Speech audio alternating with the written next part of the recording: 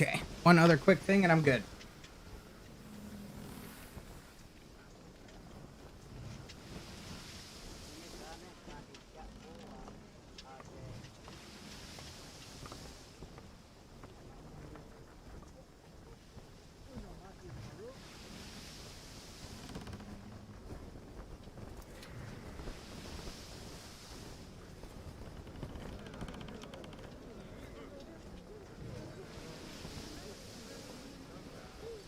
All right. So, introductions all around. Simon, got the purple icon over there. Lexi has the blue icon. Carissa has the yellow. And Izzy has the red. Say hello, everybody. What's going on, world? Hello. Hello. Okay. So, your party, having, in one form or another, ended up as, members of a crew on a fishing vessel. This vessel is owned and captained by one Reese One-A-Piece Fishman. One-A-Piece being his moniker because he has precisely one intact leg, one intact arm, and one intact eye. A Sahuagin, shark man, with a anglerfish head, the tail of a stingray, and otherwise seemingly human-ish physique. You have heard some interesting tales, as are to be told amongst sailors and the sorts, about some mysterious happenings in a nearby town known as Saltmarsh. Thus, you have requested passage to said town. After having crossed the seas to get there, the party now stands aboard the Carmen, doing your best to see through the ghostly fog that forms a seemingly impenetrable, ever-moving dome centered on your perspectives. Reese One-A-Piece Fishman, captain and owner of this plain yet thoroughly functional vessel, stands at the helm. This half-man, more than half predatory fish person stands just over 5.5 feet tall. His surprisingly human torso ripples with taut muscles as he steers the ship, calling out, "Saltmarsh be close. I can smell the filthy humans. I've seen dragon turtles that hide themselves better than they can." Not but 30 seconds later, spots of glowing warmth begin to lift the veil of condensation that has shrouded you for the past few hours. As the motes of light clarify, you now see a humble part of town, a humble port town before you, presumably the infamous Saltmarsh. But doesn't everybody take a moment to tell me what their characters look like? Start with Simon. So I'll be playing a just under middle-aged male dwarf, mountain dwarf, by the name of Holden McGroin, of the McGroin clan.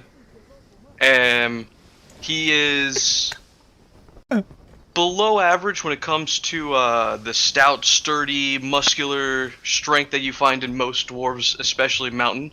However, he is about average as far as height. So I'd say he's 5 to 5'1", 200 to 225 pounds.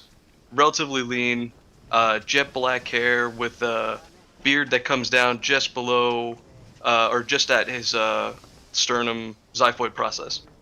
Okay. He wears leather, and for the most part, his the jewelry pieces he wears in his hair and his beard have either celestial or moon and star icons to them.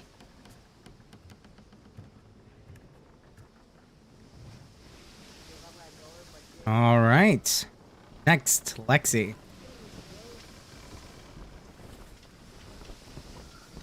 Have to hit the button, got it.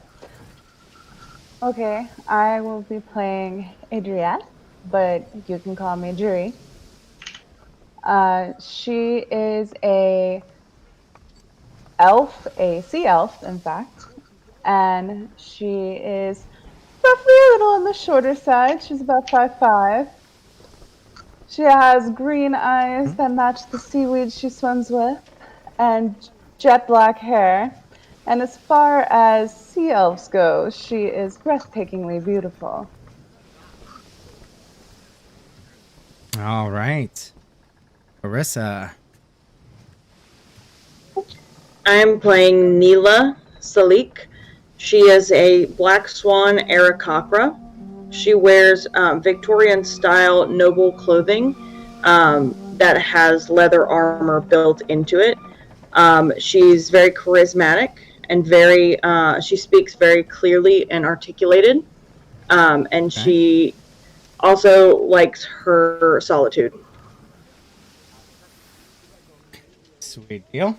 And lastly, Izzy. All right. I am playing Veron, who is a Githyanki. He is 6'8" and 210 pounds, so slightly on the taller side. Lean muscles. He is wearing a patchwork of chainmail that's been, put together himself, so it's kind of looking raggedy, but he's got long black hair and a short black beard, and wears a red bandana, and he carries a shield and a long sword. Sweet deal. So as you took a moment to take in your surroundings, including your party mates, now everyone having a clear idea of what everyone is messing around with. Off the port bow, you can see the shadow of a Colossus. As your ship crawls its way out of the oppressive mist, it now becomes clear that this hulking form is a large rocky hill that has two large pillars looming over the sea on its southwestern tip.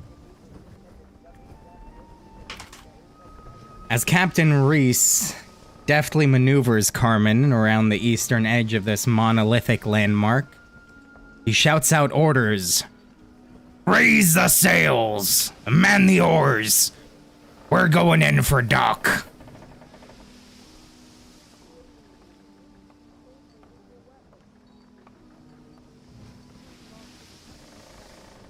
Who's doing what? Definitely not one for oars. I take to the sails. All right. I have no upper body strength. I guess I'm going to the oars. All I will right. help with the sails. Definitely grabbing oars here. All right. Easy enough. So without issue, sails are raised. Guys man the oars. One of you stands ready to kind of cast off the tow line and jump to the dock, try to secure the ship as you come in. And whilst performing these tasks, you catch glimpses of the town proper. Your eyes first drawn across the humble yet functional buildings that lace the shorelines with piers and docks stabbing into the sea at semi-indiscriminate intervals. Further to the west, as best you can make out through the fog, lighter here than it has been, but still pretty dense. It appears as though there may be an inlet that curls further into the continent itself. So without any real issue, you find a vacant pier. Looking about, you see the hustle and bustle of these simple folk.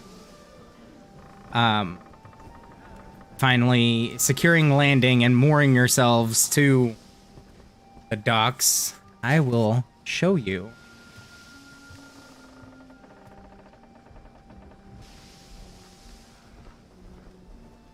Hopefully. Saltmarsh.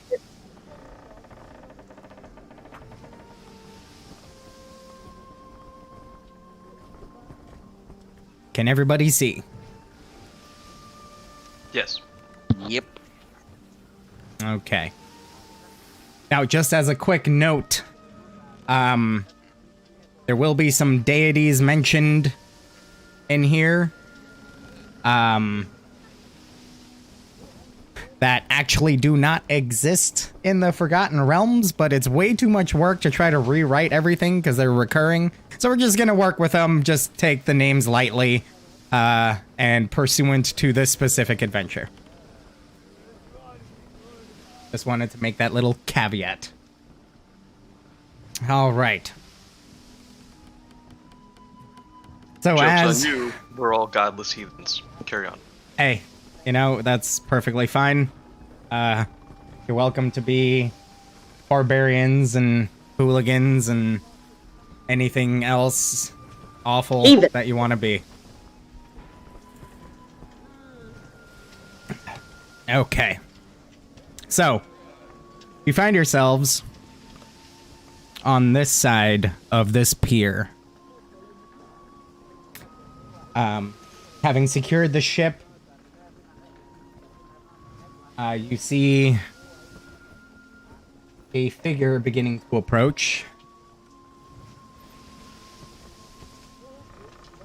It's a human man, seeming pretty grizzled, black hair with some salt and pepper in it, moving with a purpose.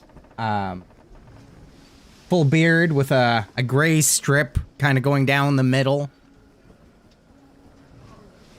And he's beelining straight to your ship.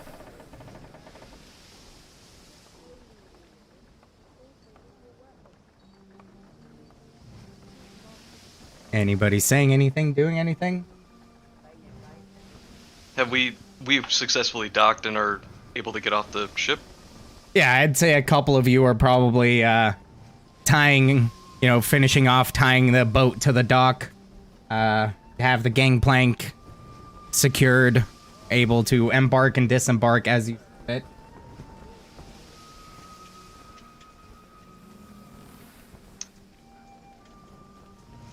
Very well.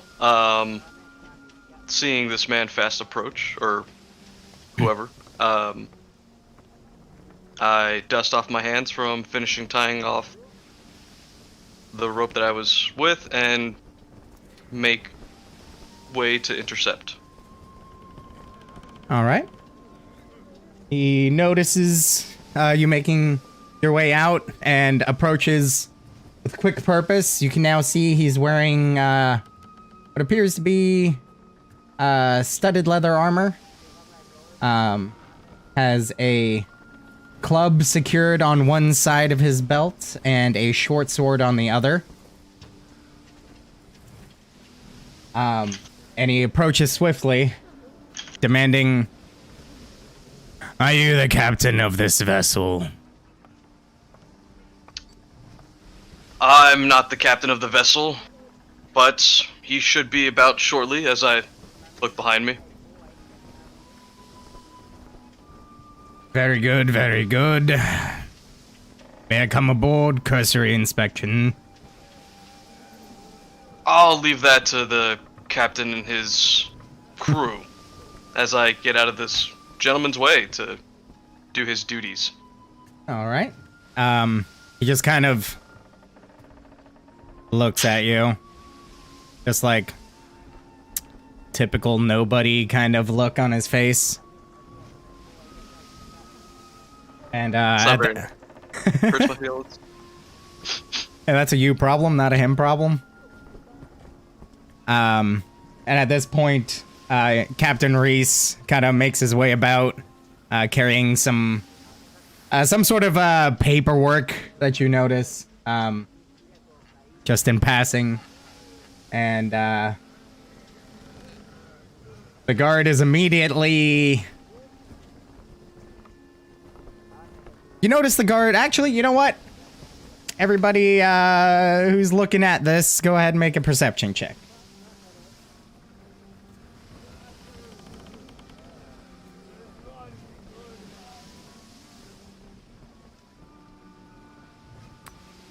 Whoops, let me turn my advantage off. No worries. When that happens, I just use the first value. Ah, good. Yeah, they made it more complicated. Advantage, normal, and disadvantage used to just automatically be up front. Now you have to go into the settings to pull it up.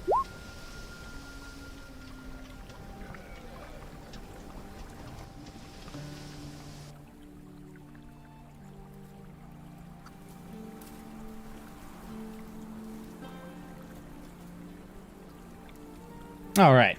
So. Wow. Starting off the night with some strong rolls there, Lexi.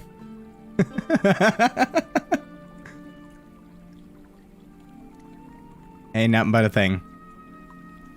So. All of you except for Lexi.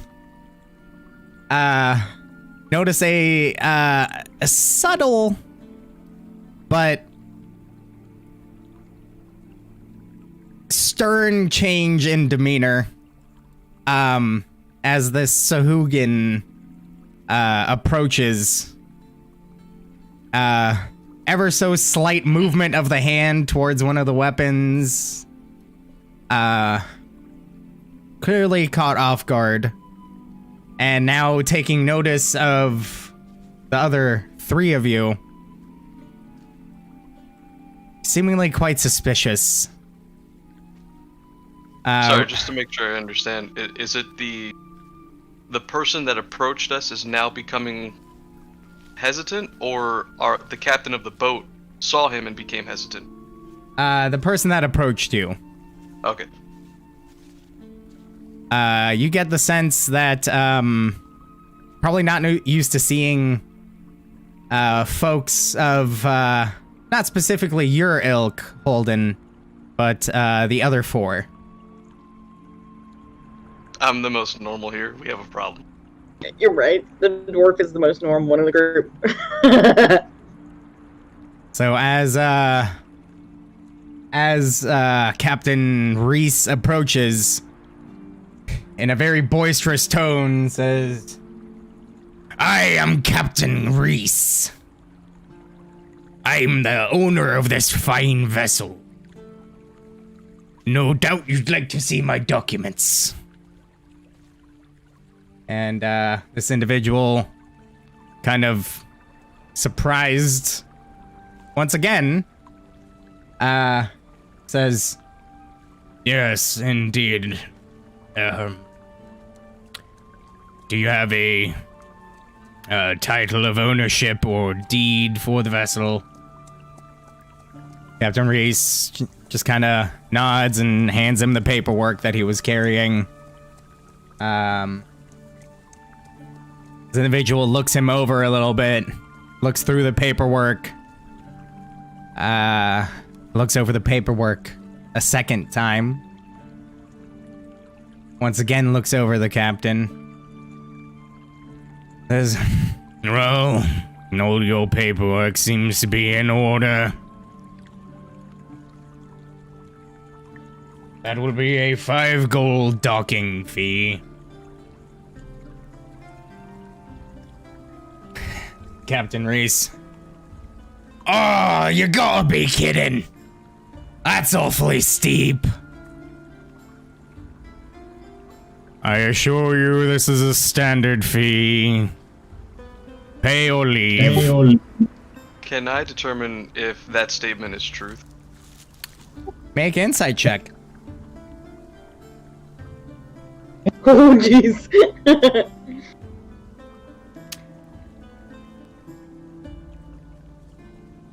See into his soul. Well, Whale? Mr. McGroin. Ah, because you're not my friend.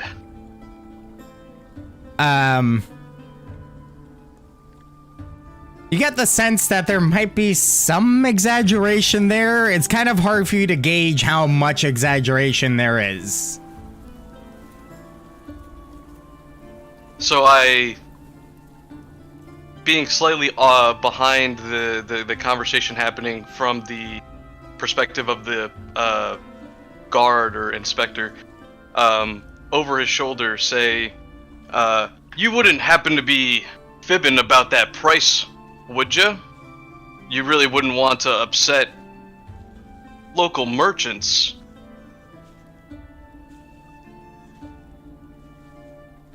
Make a... Oh, God. I mean, are you trying to persuade him, intimidate him, or deceive him? What are you trying to do here? Kind of hard. I mean, it could go any of the three ways, so... being a relatively scrawny dwarf, however, having some relative standing compared to the racism I'm facing, I'm gonna go with persuasion. Okay, make a persuasion check. crit. Oh! Hot Skippy. He just kind of looks at you.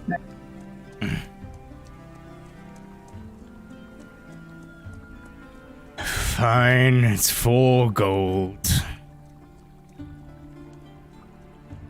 I'll believe him. You got the sense he's doing his job and is focused on his job and trying to get a little bit extra where he can. I give a wink to Reese to imply now this guy's on the up and up. Reese just kind of... Well, aren't you quite the negotiator? Well, Mr.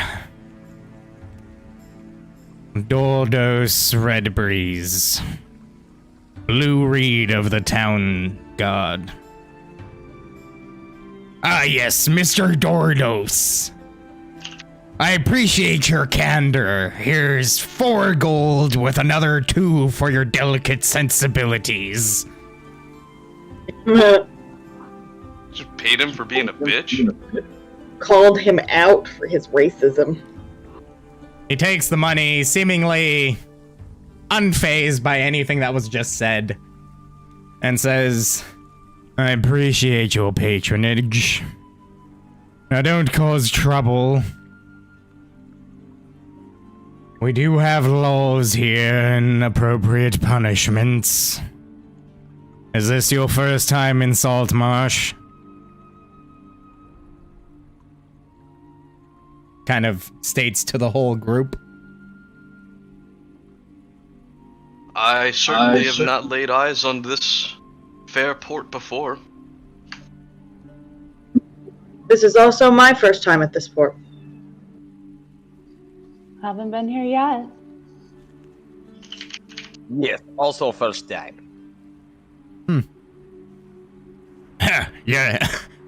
That it is. What can you tell us? Very well. There are 3 tiers of crime in this town. Petty, minor, and major, all with varying punishments. Petty crimes such as unarmed brawls, pickpocketing, and other crimes that cause up to 50 gold pieces in damages are punished by a fine up to 12 gold pieces plus the covering of the damages, or 1 day of hard labor per gold piece owed.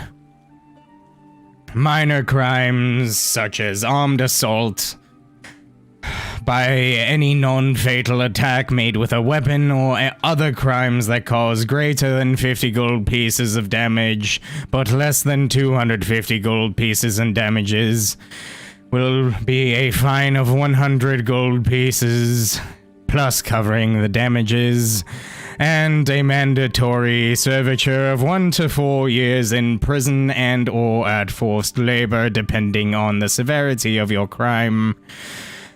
And lastly, we have major crimes, which, as one might assume, covers anything that wasn't already covered, including murder. And that is punished by 4+ years of imprisonment and/or the death penalty. Cross your T's, dot your I's. Just stay on the up and up, and if you're so foolish as to commit a crime, at least be smart about it. That last part you did not hear from me. In any case, if you have no further questions, I will be on my way.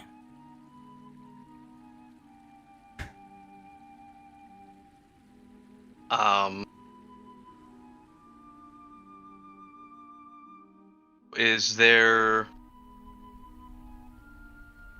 a place to stay in this lovely town that is Not the jail. more what's the word I'm looking for?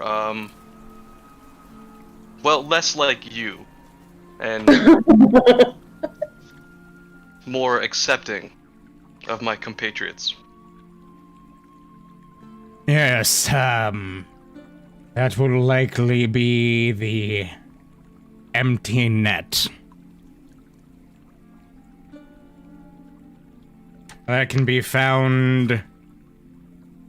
Let me find the location here. He pulls out You a should giant already have the map memorized. That will be located on the southern side of the town proper, on the southern face of the inlet, across the Sharkfin Bridge.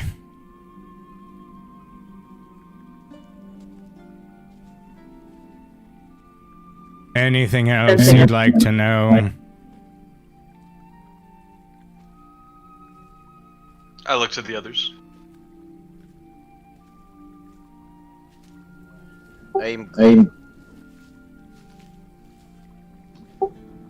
No, I think we know what not to do in this city. Appreciate it. Well, good, then just don't do that. Have a wonderful stay. And he turns and walks away. And as he's walking away, what's your... Actually, I have your character sheets here. No.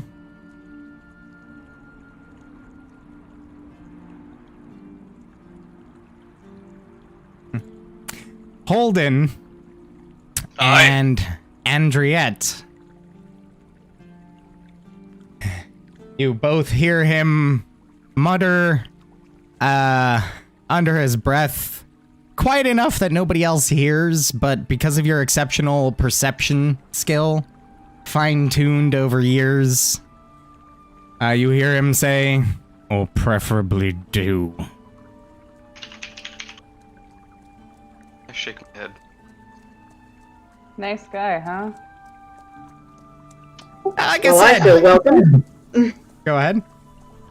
I feel welcomed. Yeah. Like I said, you previously got the suspicion that your ilk are not common here.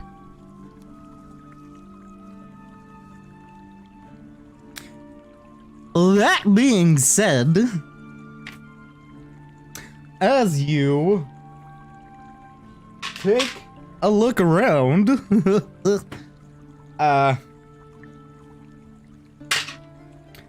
you see, actually, everybody make me a perception check.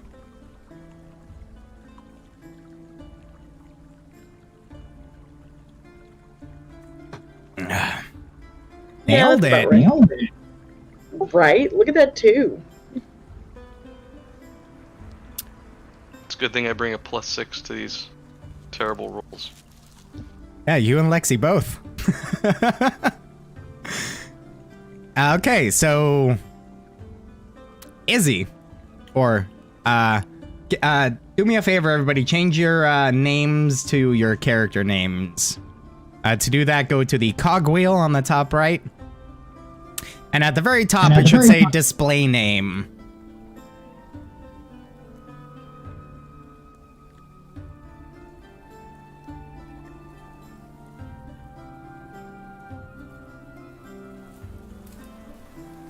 Go ahead, change that and click save name. Is that your druid pet? Super derp. Something like that. So, Viren and Andriette. Well, I mean, okay, so you all take a look around. You notice various people working about the docks section and the nearby houses. Picking up that, you know, some are probably fishermen, others, various other workers dealing with, oh, I'm sorry. Wow. Okay, hang on. I just fucked this up good. I fucked it up real good. Where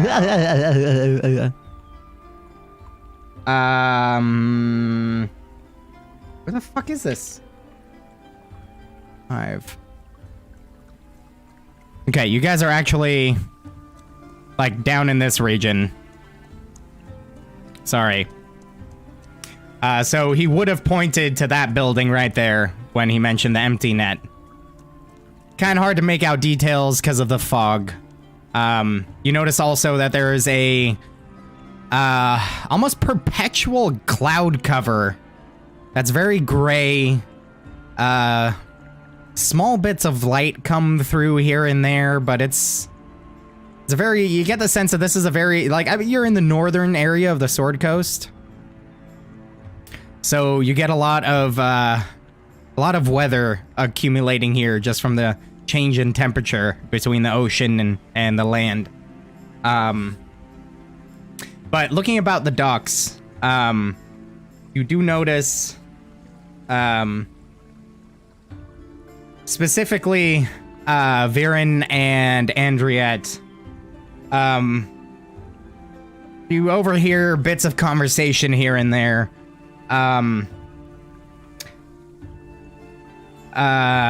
One small group talking about, oh yeah, we had a real good catch today. Really ought to set us up for the rest of the month. Meanwhile, another group kind of a little further down, just over to the other dock, saying, oh, we really got fucked, didn't we? I got the sense that it's a little give and take, like some did better than others, but it's a generally okay catch. Picking up that there's a lot of the money that funds Saltmarsh and its general operations comes from fishing. Looking about, you see them unloading large netfuls of various fish. Some are unloading seem to be large enclosures that have shellfish of some sort, likely lobsters or something to that extent. Overall, it's it's hustle and bustle. You know, people are around, they're getting stuff done. Definitely working folk. It's not as busy as some of you might have seen in other areas. Towns like Neverwinter or Waterdeep, if you've made your way there. It's not like, let's go, get it done. I mean, it's a fishing town. So, they're working at what's probably a good pace for them, but it's relatively lazy to those that would be coming from more, shall we say, civilized, bustling metropolises. So, what are you guys doing? Is there besides the normal hustle and bustle and stuff, is there anything that looks, like not normal fishermen about? I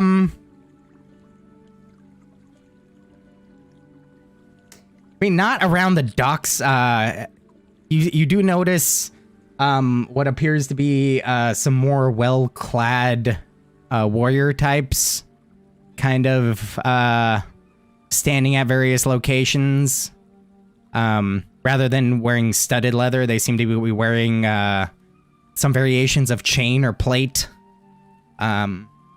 Definitely more well-equipped for battle than the Blue Reed, which had approached you earlier. Do they have any like distinctive markings on them, like signifying like who they might work for? They like mercenary type or? There's no, like, especially at this distance, there aren't any identifiable markings other than the fact that the armor and weaponry seems to be somewhat uniform. So seemingly, you can make out that they all belong to the same group, company, team, squad, whatever word you want to use for it. Do they seem like they're guarding stuff, or they're just kind of there?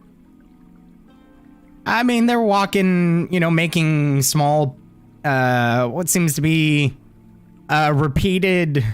If you stand and watch them for a moment, you can kind of observe that they kind of seem to patrol like given areas semi-cyclically. Kind of stopping here and there and having some interactions with various folk. They definitely seem to be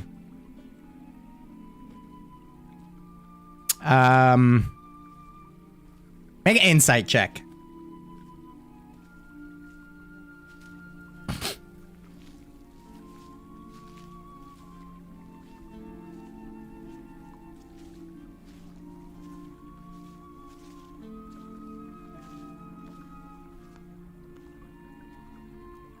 Okay. That's pretty good. It's kind of hard to gauge specifically what kind of position they hold. I mean, it's obvious to you that the people about this area don't seem necessarily deterred by them or not obviously afraid of them. But it's kind of hard to make out if they're an integral part of the society or temporary, or if they come and go. Kind of hard to make out. Okay. You do, however, notice, taking a look at this, looking about, watching this, and it's not all at the same time, but at various moments while you took that time to watch their movements, you notice everybody noticing your group. Seem to pay no mind to the other people working the docks, but they all definitely take notice of your group.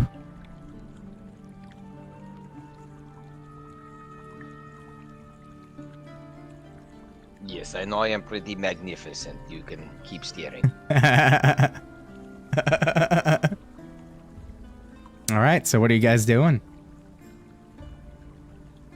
Why are we here again? You had heard some tales of wild happenings, strange happenings in and around the Saltmarsh region, varying from massive hidden treasures, disappearing people, hidden libraries of vast knowledge. All manner of things that it's very incongruent, aside from the fact that they're all very weird. Damn, I thought I was here for the breakdance competition. I mean, you're welcome to start one. Hell yeah, with my charisma, full set.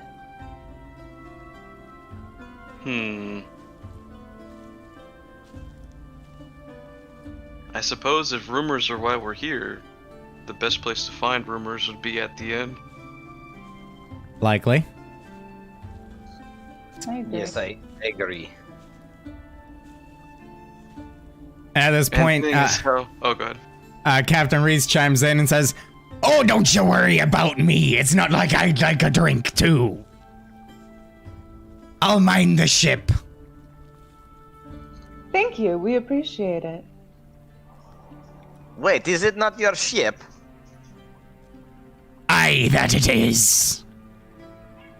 Oh, so you hire someone to watch, or what?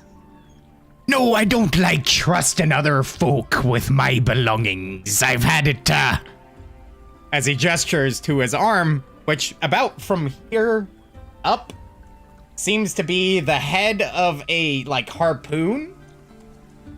With, at the tip has the spear tip with the, hooks, like the reverse teeth. I've had it bite me at least once before.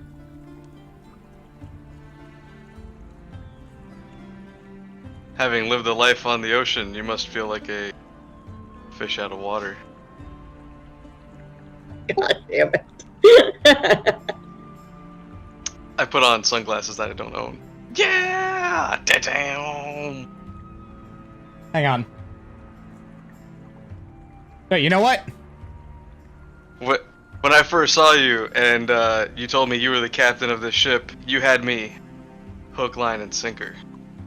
So, on that note, he kind of looks at you.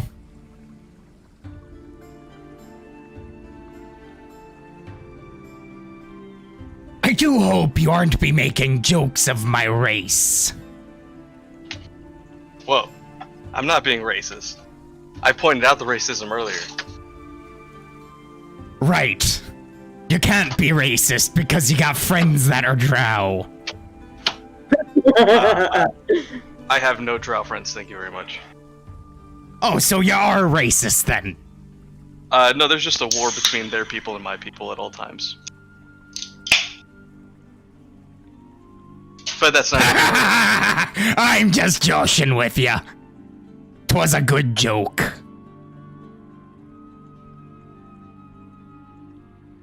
In any case, I've got plenty of booze to deal on my own ship.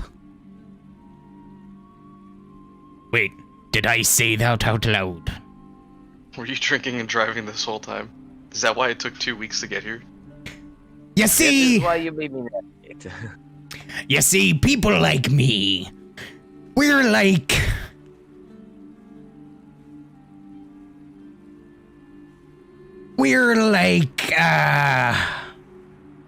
what are those blasted things? Sturge. They need blood constantly to survive. I need fluids. Because, fishman. That makes sense. Water's a thing, I mean, if you... He if looks you at you wait- like... The thing Oh you wait, eat you're... in? Gross. Oh wait, you're serious. Water is boring. I lived my whole life in it. Well, if you do find someone that you trust to watch your ship, you know where to find us. The Empty Net Inn.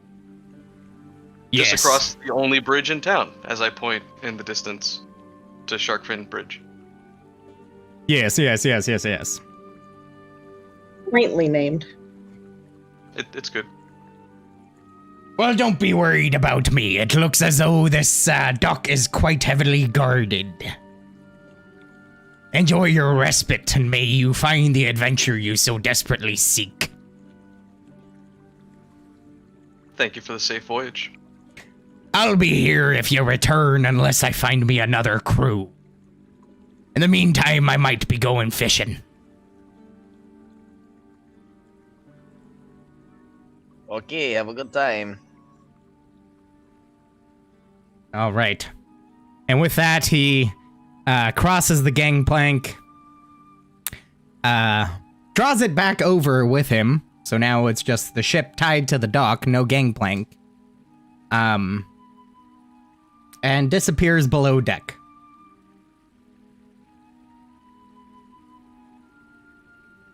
What are you doing?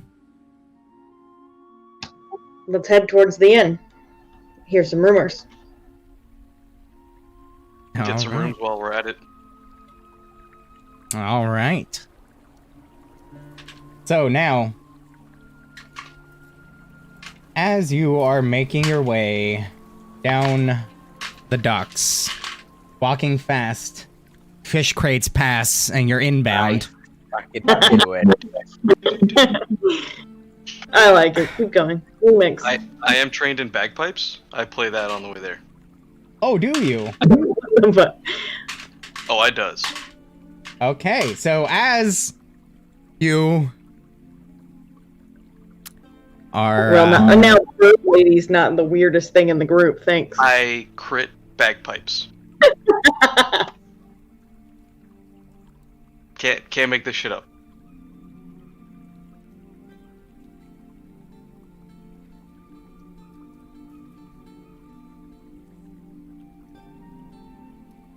Hang on. There's actually a sound for this.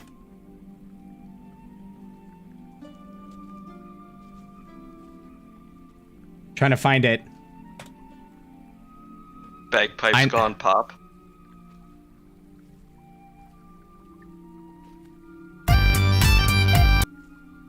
That's not it.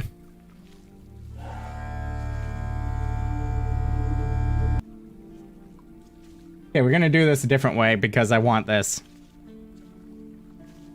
I do too. Okay, sound warning. Rhythm might get loud in Discord. You can adjust the volume, Lexi, by right-clicking on the person making the sound and changing the user volume. Just so you know, because it might be loud.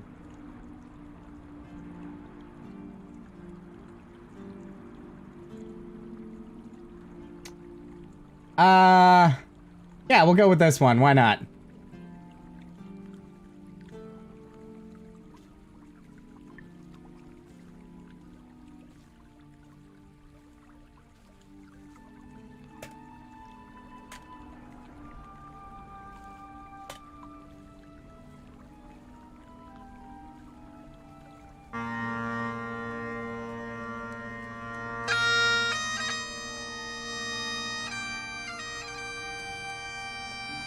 So,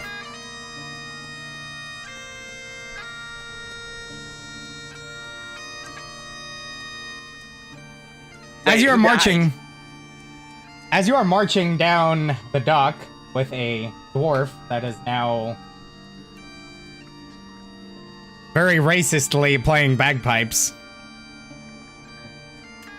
I'm gonna fall like 15 paces behind and pull my overcoat up like as close to my eyes as I can and kind of like... At like 6'8", all of your clothes is like a foot too short for you. I'm glaring as we walk. At You say Holden you're or... glaring? Okay. I immediately pick up on the social cue that I should stop, and then I don't. Okay. So... I mean, I crit. This is gonna be the best performance of bagpipes you've never heard. No, I am definitely enjoying it, but I know it's drawing a lot of attention right now, so I'm like, maybe. Better to me than to like the rest of you. They've been staring at you guys since we got here. Might as well make it like, oh hey, look, there's a dwarf playing bagpipes. That's fucking hilarious. Instead of oh god, 2 of those 3 races are like people that kill us all the time. Okay, so as you are performing your ass off on your walk,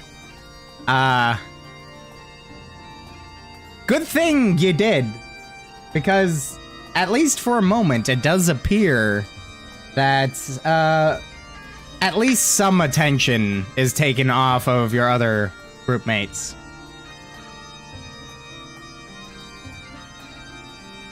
You actually see some people kind of like taken aback for a second until they realize it's a dwarf playing the bagpipes. And they're like, oh, that's fitting.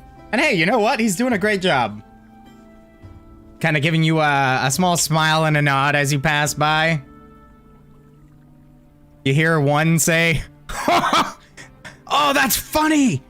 He's marching the people to their death with the right song. Wow, that guy is morbid. I like him. And then the person he's talking to is like, shh, you can't say it that loud. They might hear you.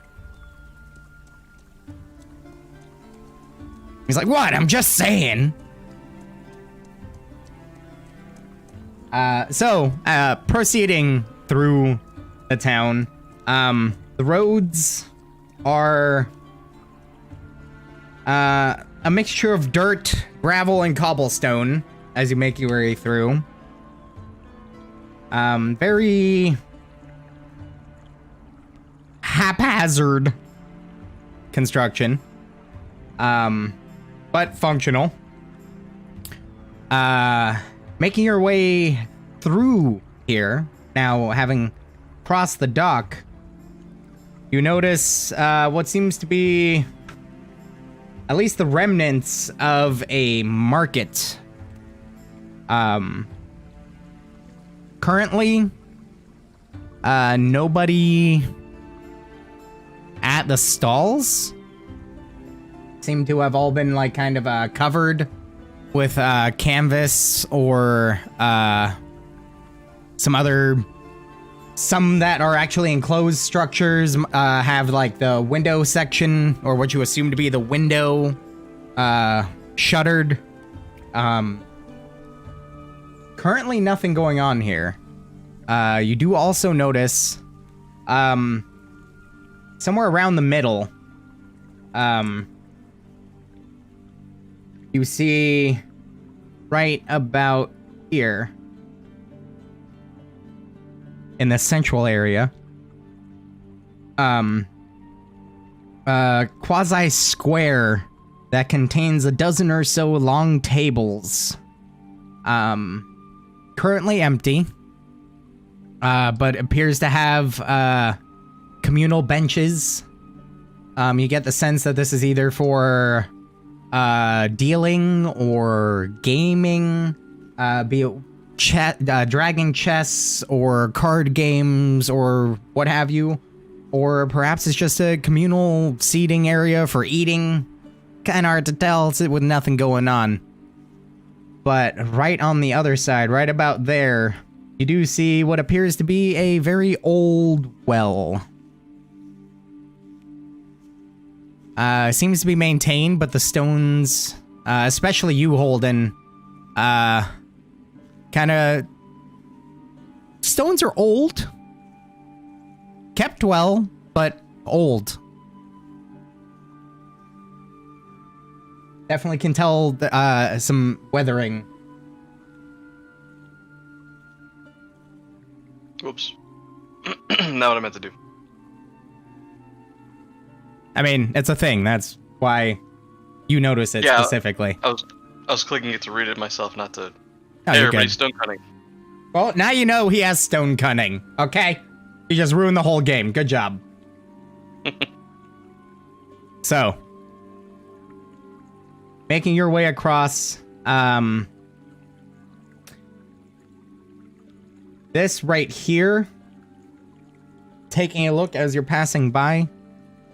It's a large brick building, made from sturdy stone. And a variety of hardwood. There's a wooden sign, depicting a net filled with fish that hangs above the double doors leading into the main hall. See a small tower rising from the building that has like a almost like similar to like a bell tower type situation.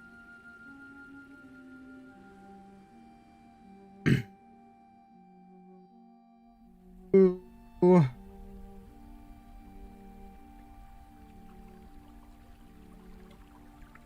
Wait.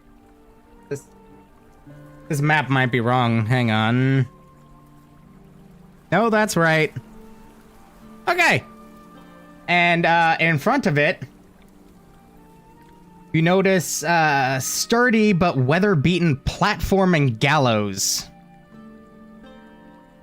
Clearly used for enforcing a death penalty.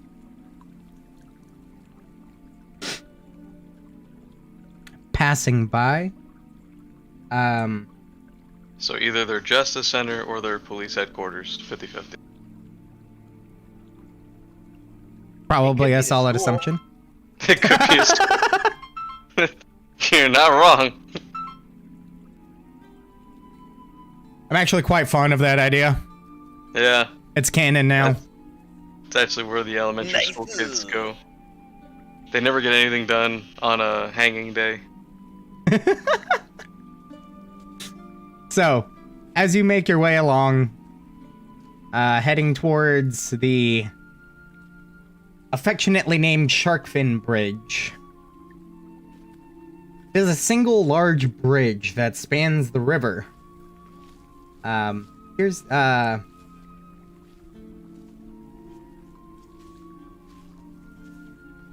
a cursory glance, it definitely appears older than the structures you have up to now past. Sorry, which structure seems older? The bridge. Okay. It looks to be wide enough for laden carts to pass two abreast.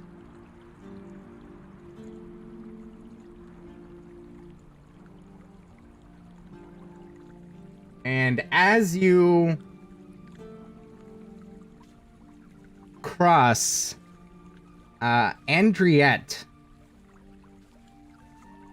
as you're crossing this bridge, you initially mild, but seemingly getting more intense. Not to an unbearable level, but you get this strange, out of nowhere sense of vertigo and nausea.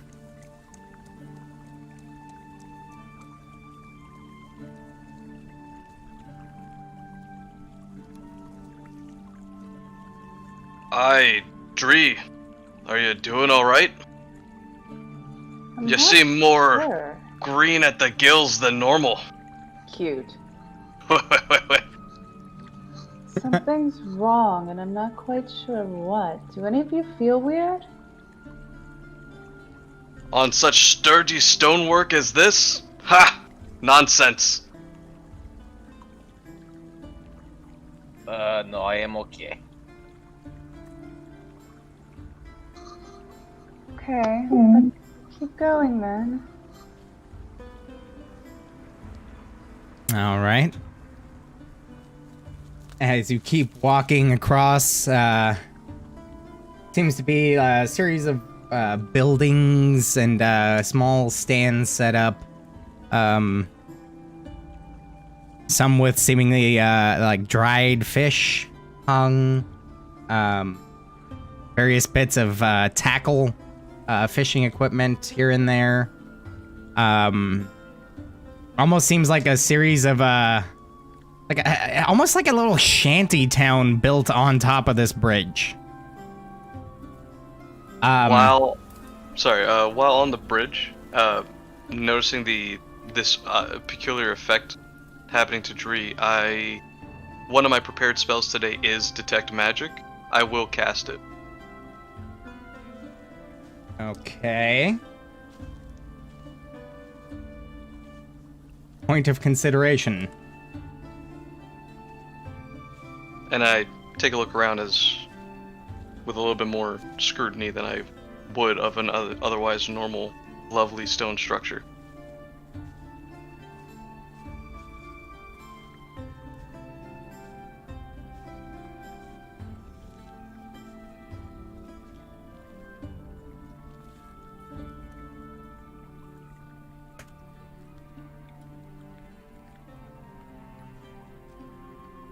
Stand by.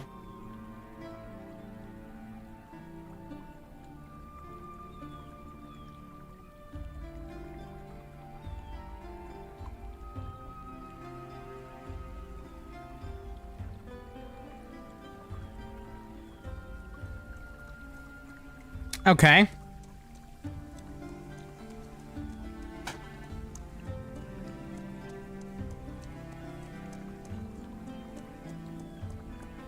Okay, so you do sense a faint ancient magic emanating from the entirety of the bridge itself. Whoa! As I look around, predominantly to the floor, and if there's any like jutting up portions of the bridge. What school of magic, if any, do I detect? That's another fantastic question that I was trying to think of.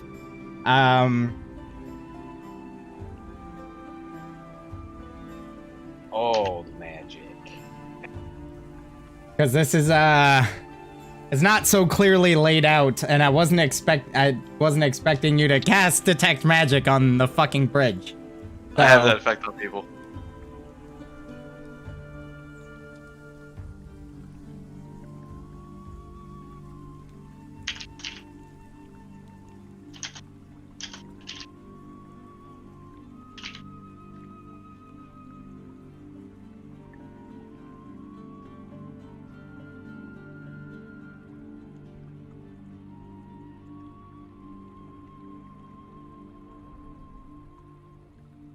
It's actually, for the sake of this, I'm going to say you definitely detect a very faint ancient magic coming from the bridge.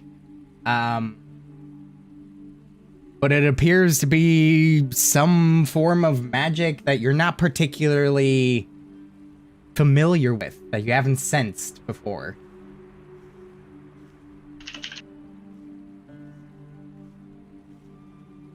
And, or at the very least, it's too faint to really, pin it down.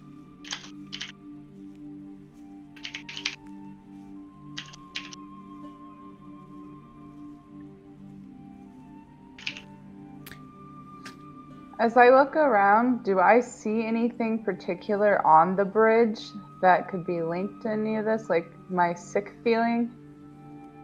Make a perception check.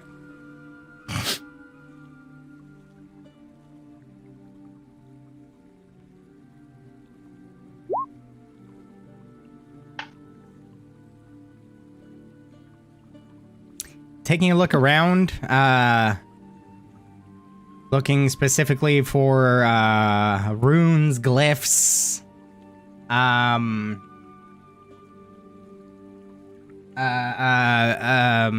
what's the word? Fucking like the sigils, not sigils though, like little like figurines, almost voodoo kind of almost, but not quite. Totems. There you go. Idols, totems, sigils, runes, glyphs. You're not seeing anything.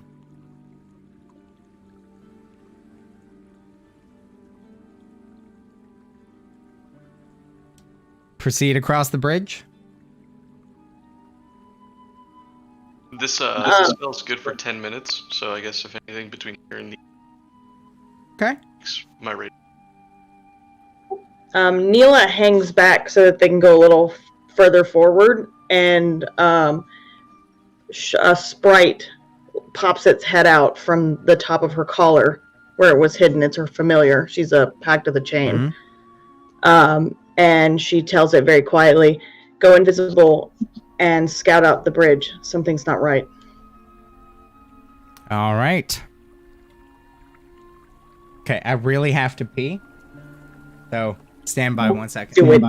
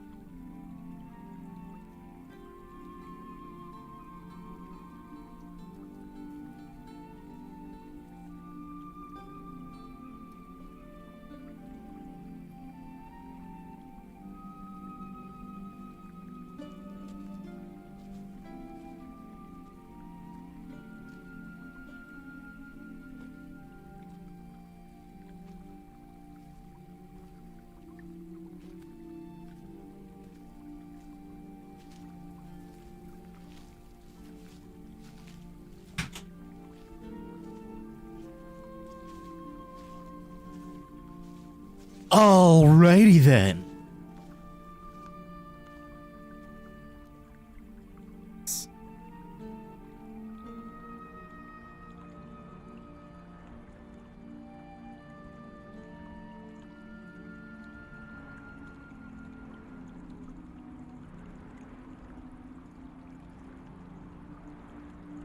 Okay.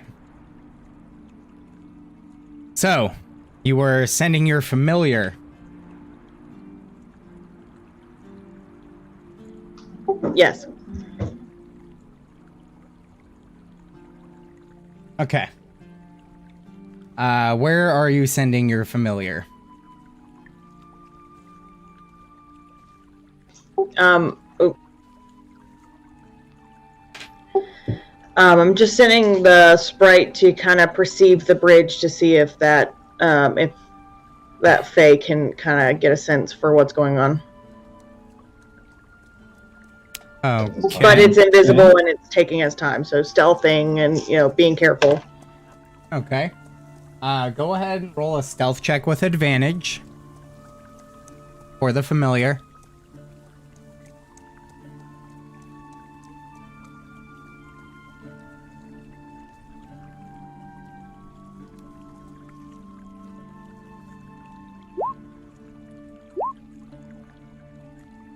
It's got a +8? Goddamn. Yeah, it does. All right. That's spicy. Okay. And roll, give me 3 investigation checks.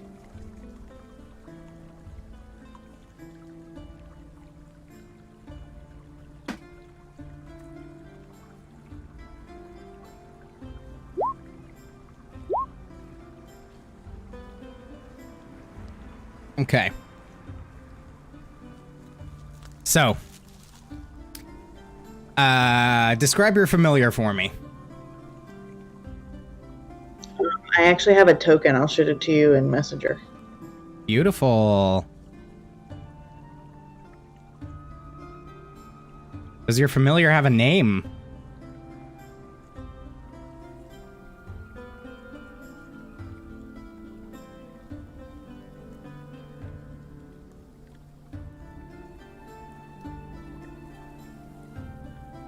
It's Ezra.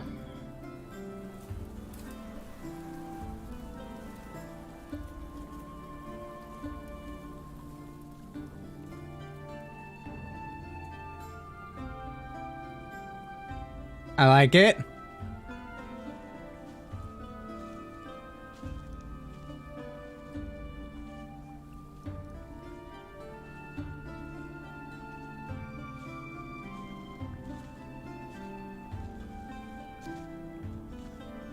Her name is now Tink. Oh. Absolutely not. She will stab you in the jugular if you call her that. Well, I wouldn't see it coming, so her name's Speaking of which, Holden, do you have a token for me?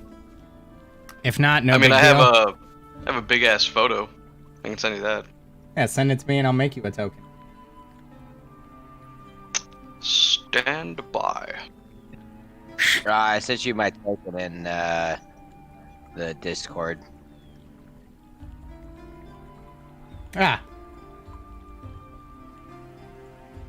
Do you have a preference on where I send it? Discord or Facebook, doesn't really matter. Okay.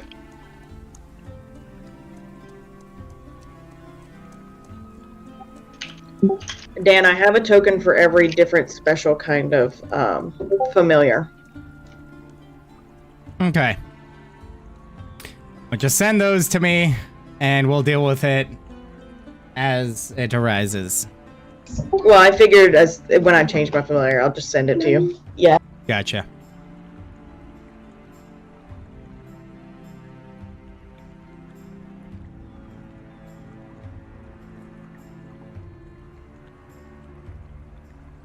Okay, I'll worry about that later. Okay. So, as your familiar, Ezra, flies about the bridge, invisible, carefully flying in between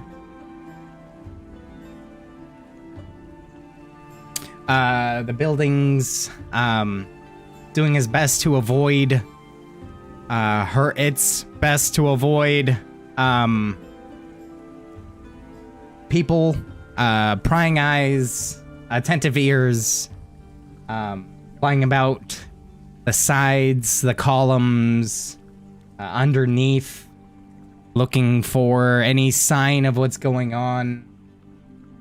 Going over the very structure with a fine-tooth comb. Doesn't find anything.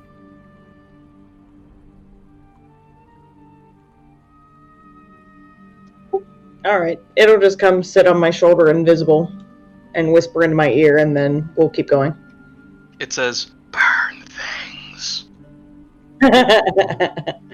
Chaos. Kill the mother!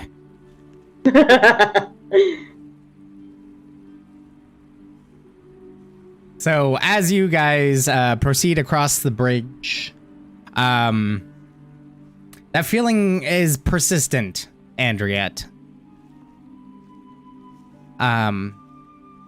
As you're crossing, actually, I should probably know what everybody's passive perception is. 16. And I know yours and Andriette's because I just looked at it. Mine's a 10. 12.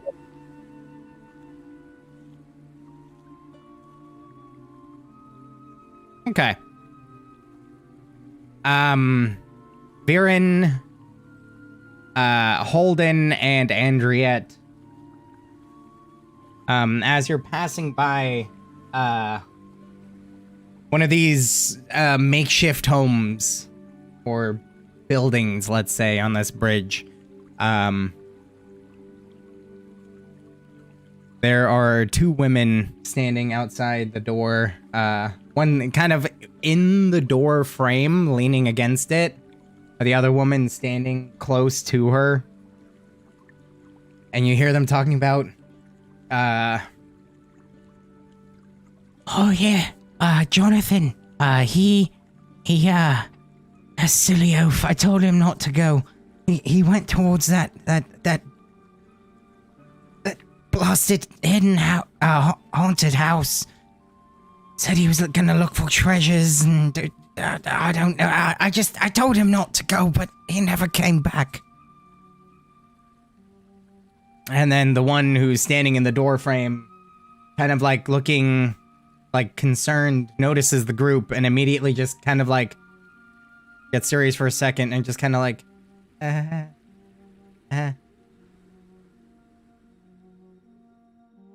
Now, ladies, there's nothing to be afraid of. I can't help it over here that you said that somebody's gone missing. And as the other one turns around, she, at first seeing the dwarf, who's now approaching somewhat, then seeing the rest, goes, "Oh, goodness! Yeah, I told Jonathan not to go to the haunted house.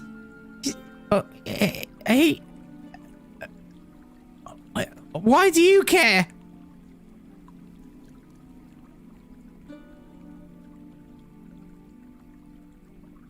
Well, haunted houses are sort of our thing. Right. Tell us what happened. I'm guessing when you say our thing, you mean you and her and it? Pointing to yourself, Andriette, and Viren.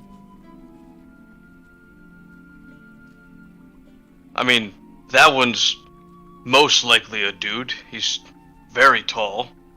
And, well, that one's only has 3 gills on each side. It takes 4 to be male. So, now you know. Right, now, I figured as much from the long hair and the bosom. Oh, the bird? I mean, the bird's wearing a dress. Choose what you will of that. What bird are you talking? And at that point, Neela is kind of sauntering up. You kind of trying to keep your distance, or are you approaching? No, I go with them. Okay. So as you're approaching now, after having kept your distance a little bit, initially for that inspecting of the bridge, she's like, "Oh, right, a fucking bird." Actually, I'm an Aarakocra, not a bird. Right. Aarakocra. Yeah, that's what I meant.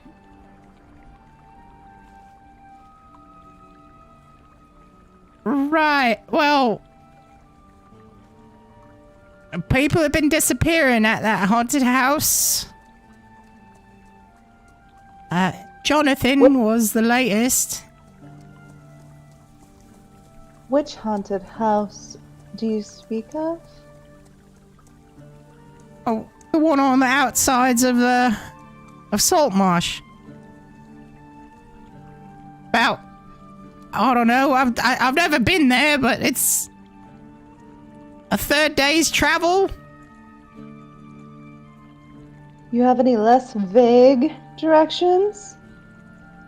It's off the road to the north.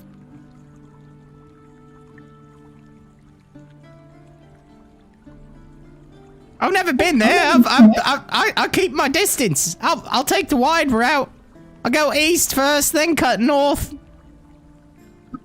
Why do you say it's haunted? What story does this house have?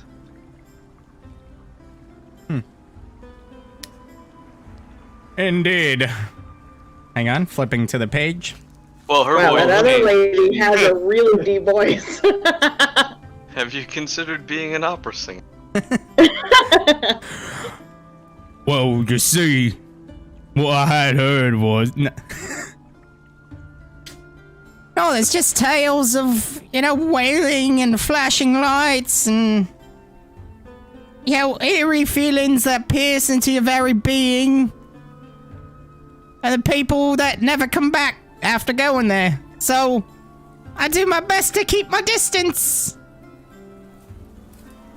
We all do, for the most part, except for fools like Jonathan. Why did Jonathan visit this haunted place? Because he's a fucking idiot! I think they would have said he's a blimey bloke. No, he's a fucking idiot! What about blubbering baboon? I mean, yeah, that too, but they're not mutually exclusive, are they? That's a fucking baboon, indeed. Indeed. In any case, I told him not to go. He went anyway. Because, like I said, he's a fucking idiot. Always searching for grand adventure and treasures beyond your wildest dreams. And well, we'll see where that goes. Jonathan? A child, an adult, teenager? Oh no, if he was a kid, I'd say he was a fucking kid, not a fucking idiot. He's a grown man. How long ago did he go missing?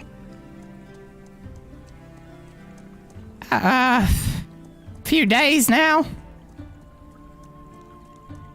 Ugh. Well, let me put it this way. He went to the house about a week ago. Said he'd be doing some adventuring. Maybe camping out. And, yeah. So that's how I heard of him.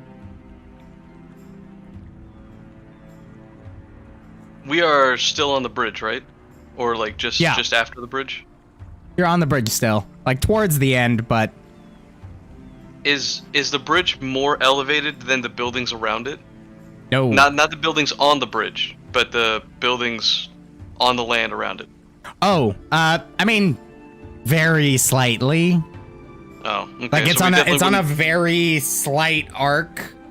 Yeah. More for structural integrity than anything else.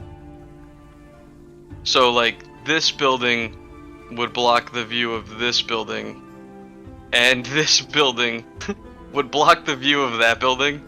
And these buildings would probably block the view of either of those. Well, I mean, if we're standing here, right at that little like Right. non-building area, Yeah. but it's most likely one of those gray buildings we're looking for. Balls. Oh, no. They said it was to the north. No. The house is, like I said, about a third of a day's travel to the north. So, you leave for breakfast, get there by lunchtime. Oh, so it's completely outside of the city, beyond the walls. Yeah. The wall, singular, Well, as she gestures to the only wall. I like. You only built one. Well, I mean, if I would have had it my way, I would have never fucking built here in the first place. But, it's not my decisions on where to put walls. People try to stay away from Saltmarsh. We're not keen on... And, I mean, I mean no offense, but people like you don't really come here. It's more or less the people that are here are stuck here because we're fucking poor and don't have much skills to speak of. So, we're kind of stuck with the life that we ended up being born into. wow, this lady is woke as fuck. Before this melts into some sort of class discussion, we should probably get back to the topic of your friend who has gone missing. Yeah. So, travel about a third of a day north along the road. you'll come across this haunted whatever the hell. Like I said, I ain't even seen it myself. I ain't stupid enough. But go that way. You'll know it when you start hearing ghastly wails and flashing lights that, like, try to possess you. I don't know. These are all things I've just heard, okay? Not the best source. What time of day is it? Hard to tell. Because of the perpetual gray cloud cover. Well, shit. Written continuously overcast. Pretty much. Ooh, can I use my navigator's tool to kind of discern where the sun's at? What's in the navigator's tool, sir? Navigator's tools? Jesus Not how that works. No, but one of the, what is it? The sun rocks. There's no sun. Well, yeah, but you use it to Only find the sun. Zool.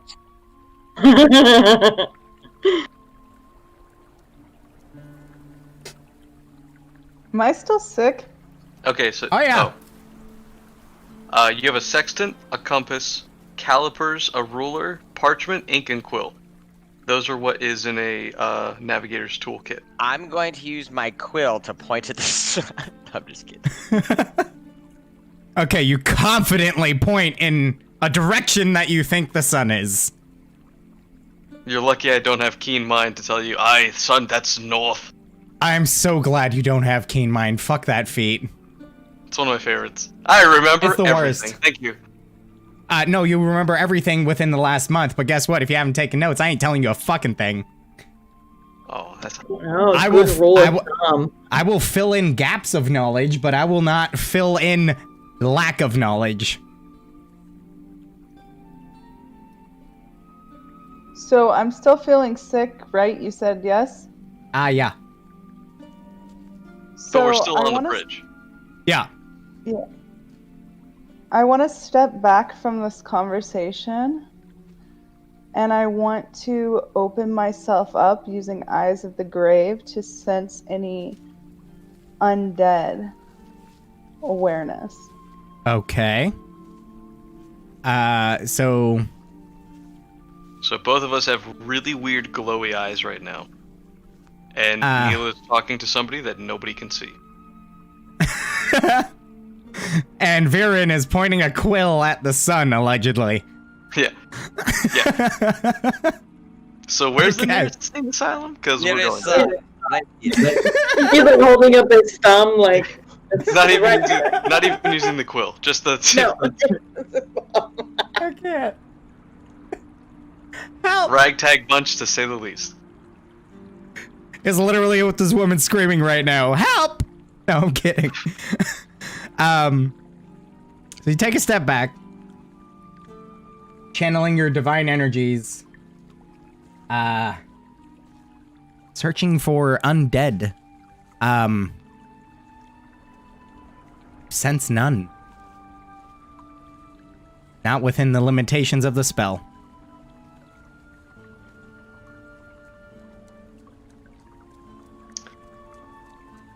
Okay. We have an idea on where this lad is, and he's already been gone for a week or more. I say we get something to eat, something to drink, somewhere to sleep, and tomorrow, find him.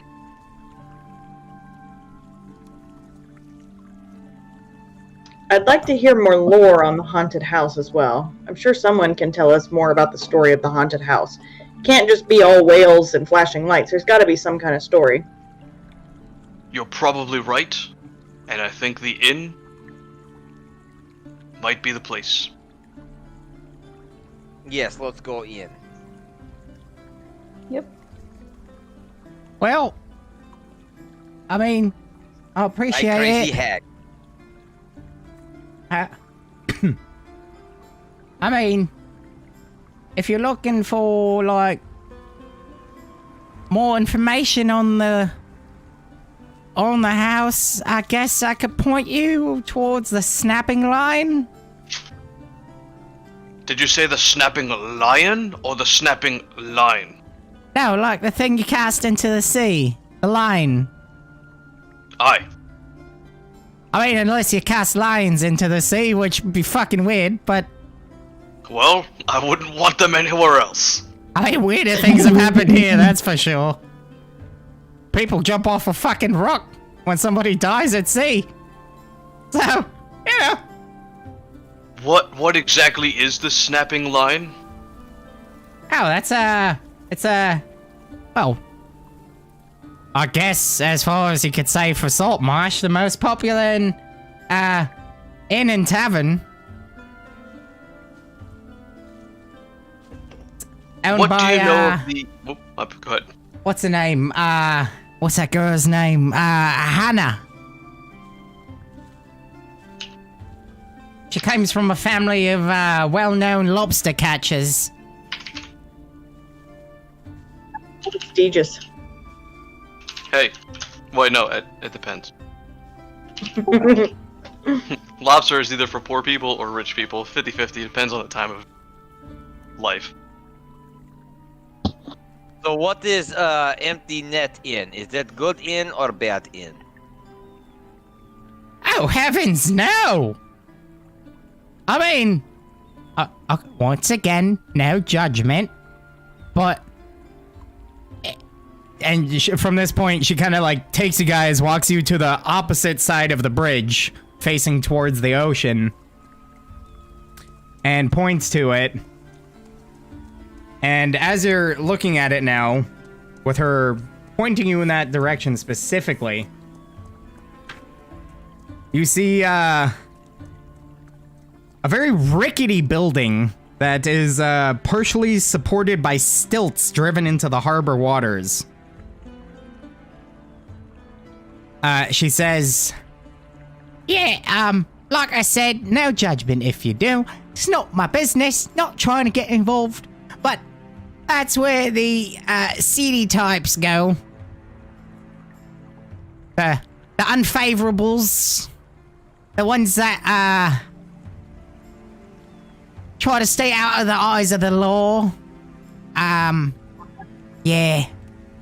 I mean, unless that's what you're looking for, I'd avoid it. The shifty guy thought we were looking for the shifty place. His racism knows no bounds. Clearly. It just keeps giving. Note to self, gonna kick that guy's ass later. Well, if I don't kick his ass, he's gonna kick my ass.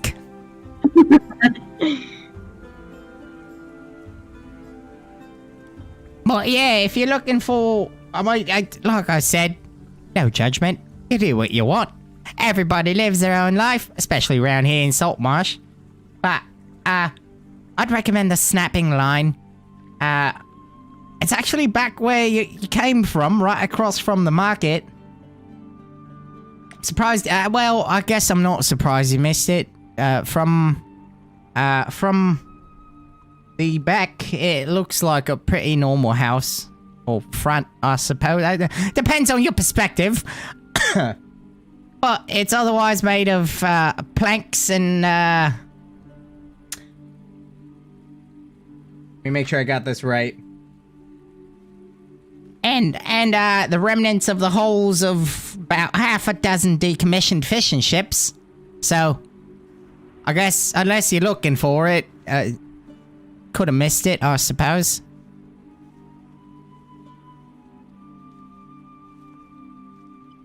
Yes, no, racist talk. Point us here. Tell us this only in at Empty Nest. Net. That means no. Well, that doesn't surprise me one bit. Like I said, it's uncommon, to say the least, to see people like you around here. Again, no offense. And the town's guard, they're quite brutish motherfuckers, really. At this point, the other woman who was standing there had retreated back into the home and came back out with, a mug of something, takes a deep swig and says, Oh yeah, that's very true. She's that's a bunch of fucking right assholes. Well, I guess they keep us safe, so there's that. Yeah, fuck those guys. If there ain't nothing dangerous going on, they're a bunch of fucking worthless bastards. I like these two. Are they talking about the relatively well-dressed, what's the word I'm looking for? Guard? The moderately uniformed? Yeah, that's the one. Did you happen to see emblem on his chest? Like a reed of a certain color? Yep. Yeah? The blue reed? Yes. Oh yeah. That's those the guys that make sure that when somebody comes into dock that, you know, they're on the up and up, know the laws and pay their docking fees. That's a branch of the town's guard. Motherfuckers. Yeah, motherfuckers.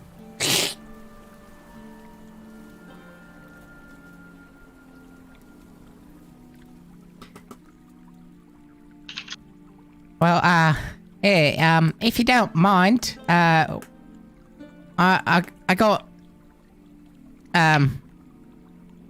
these things that I need to be doing. Not here. Right. Yep. Have a nice day, ladies. Thank you. Let's go to the end, you think? Right. I think getting you off this bridge will probably help with your dizzy spell.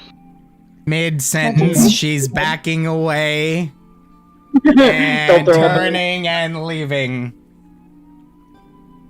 Alright, so which end? The seedy one that looks like it's about to fall into the ocean, or the regular one?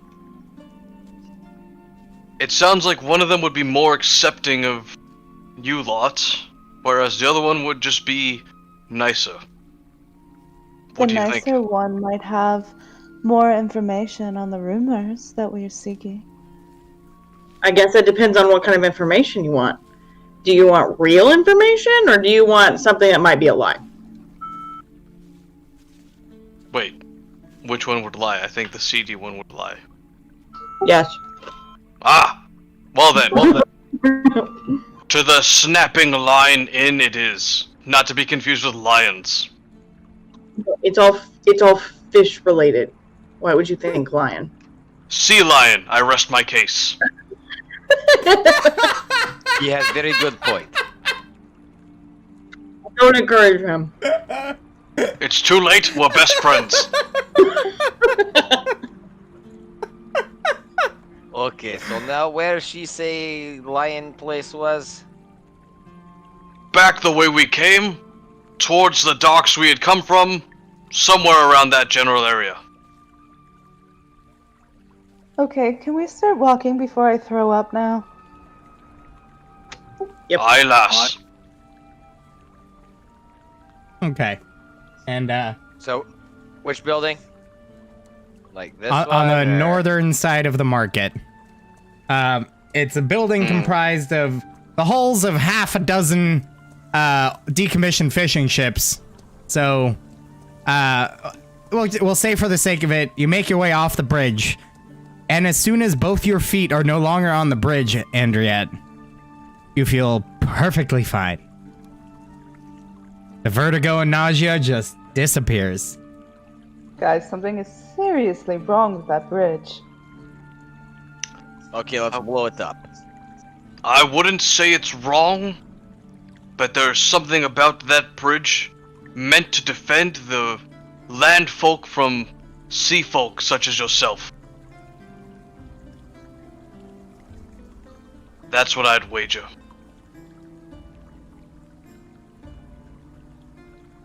Sounds about right.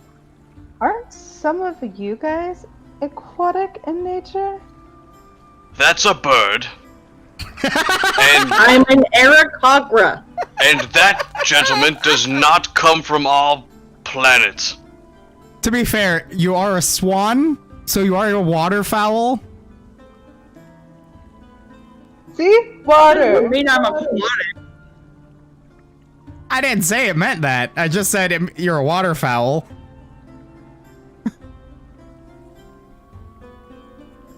And I guess Viren could potentially... Hey. It's like, I have no idea what that is.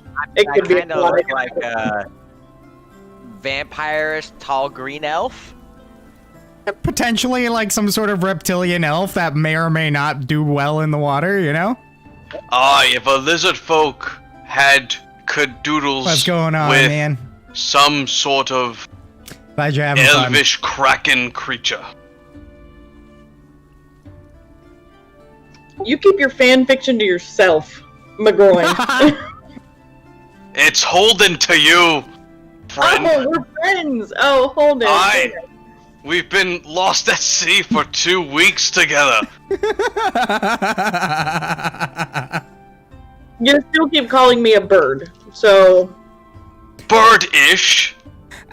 And as you guys are walking and having this conversation, you notice people tend to be trying to... They step kind of out of the way or keep a wide berth from you as you pass. And look at all the humans like disgust. It's how much they respect us. As you get to right about here, you can definitely tell that this building is made up from parts of ships. Specifically, you see it on the side and the, towards the back. The front seems pretty normal, but some shrubbery kind of, hid it from view on your initial approach. Well, it looks like the boat place. Lead us in. As you're approaching, this really decrepit you guys have seen Aladdin, right? Oh yeah, totes. You know the beggar guy? Like with the big eye and the weird beard. Wasn't he like Jafar in disguise? Yeah, he was Jafar in disguise. The guy that kind of looks like that approaches you and says, "Hey,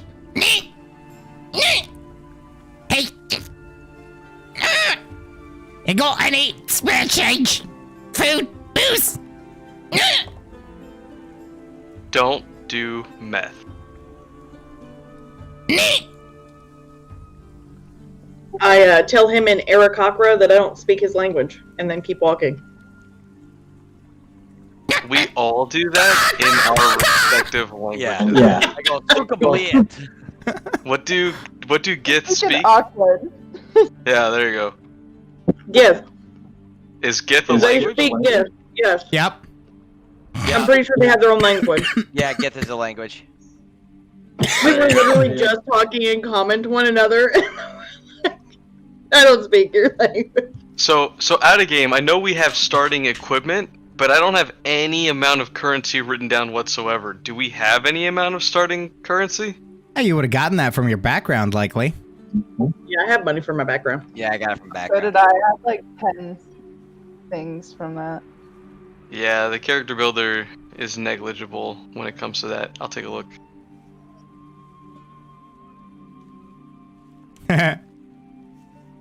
As you guys kind of like say your respective words of foreign languages, some,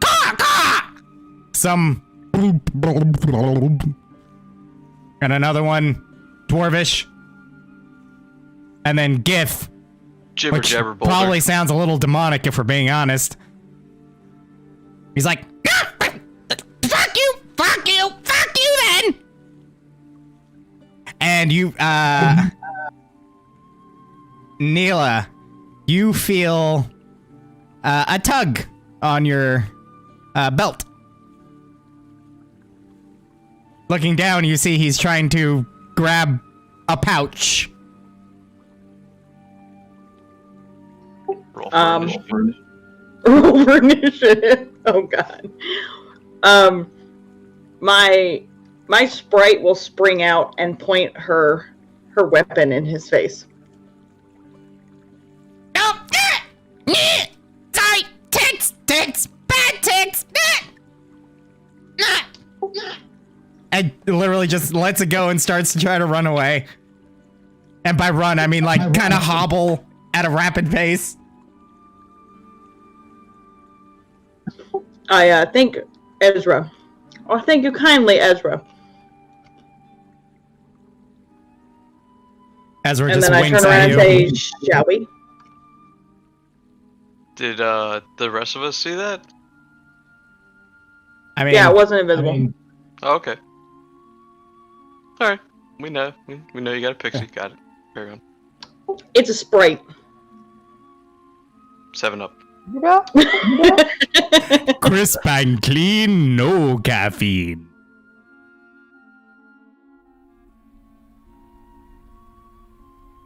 I entered the tavern. And right as you do that, we're going to take a quick couple-minute break so I can get my nicotine fix. And we will proceed momentarily. Not too much longer.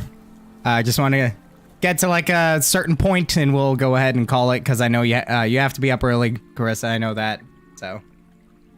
I'm a teacher. And Izzy has to be up early, and as do I.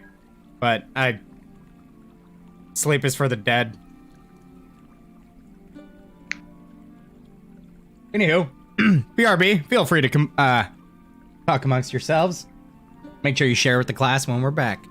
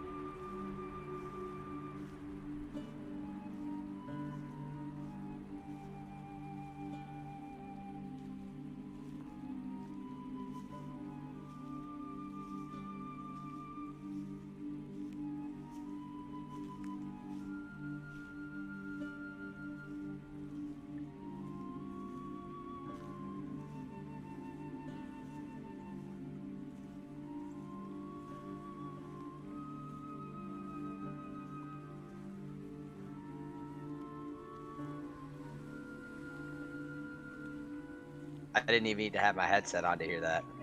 Oh, hello! I'm so confused. So there was... First you said, I don't even have my headset on to hear that, and then he yelled, oh, hello. Oh, because Izzy's my roommate, and he's in the living room. Okay, that makes so much more fucking sense. I'm my like, microphone was muted on my mixer, so he heard it, Oh. but you guys didn't, so I had to do it again so you guys heard it. fuck me, man. I was like, what the hell just happened? I don't understand. This goes beyond needing an adult. I need a cleric. Wait, no, not that kind of cleric. Not that kind of cleric.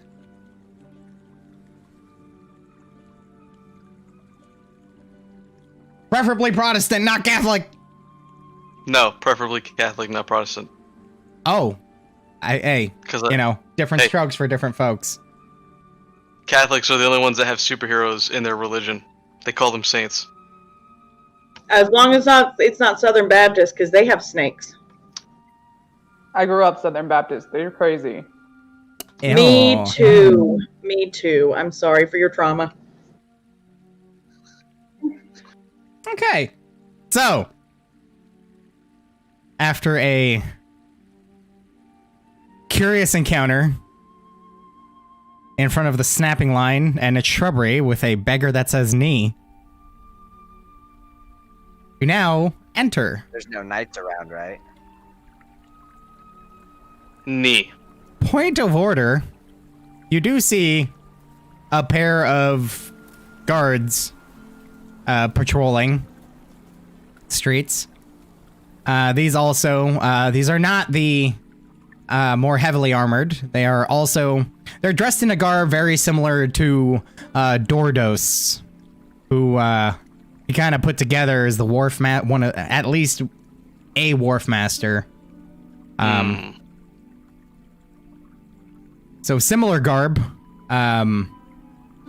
also wielding clubs on their hips.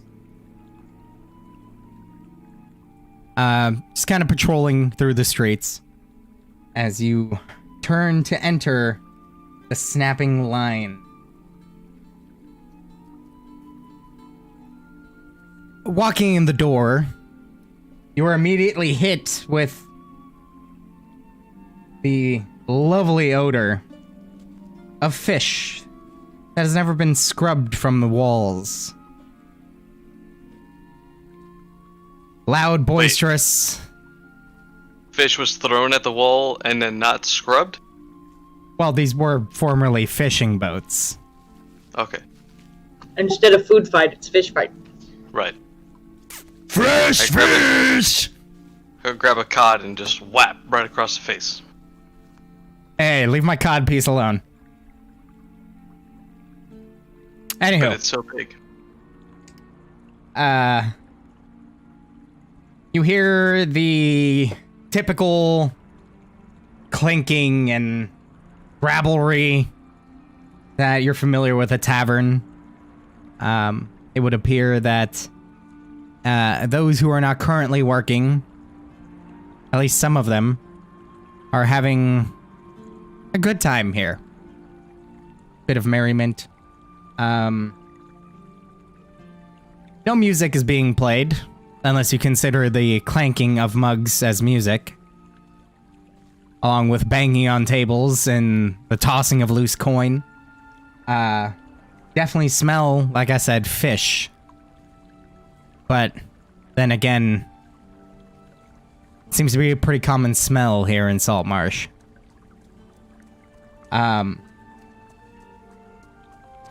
Mixed with the smell of alcohol and cooked fish, you find yourself within the snapping line. Pretty well lit. Various nooks and corners that are byproducts of the somewhat haphazard placement of the former ship hulls. There does appear to be a second level, told by one ladder on the northern side and one on the eastern side, leading up to lofts of some sort.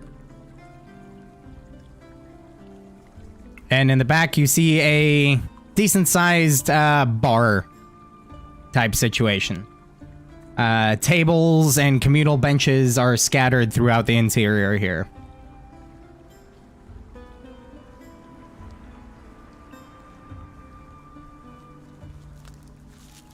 Does somebody look like they're kind of running the whole place behind the bar? Yeah, actually. Behind the bar, you see a probably late 20s, pretty attractive female human from this distance. Her hair's kind of up in a messy bun. She has a very nice bronze tone to her hair. She's wearing common work clothes. Sleeves rolled up to just above the elbows. Wearing a apron that is stained. Running between the bar and the kegs that are laid into the back wall. Serving drinks.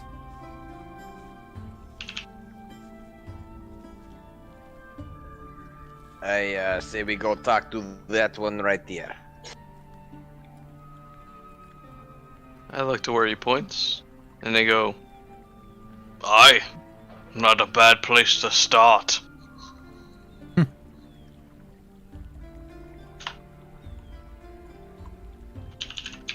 At this point, a dwarf that had just been standing around the corner, within earshot but out of eyesight,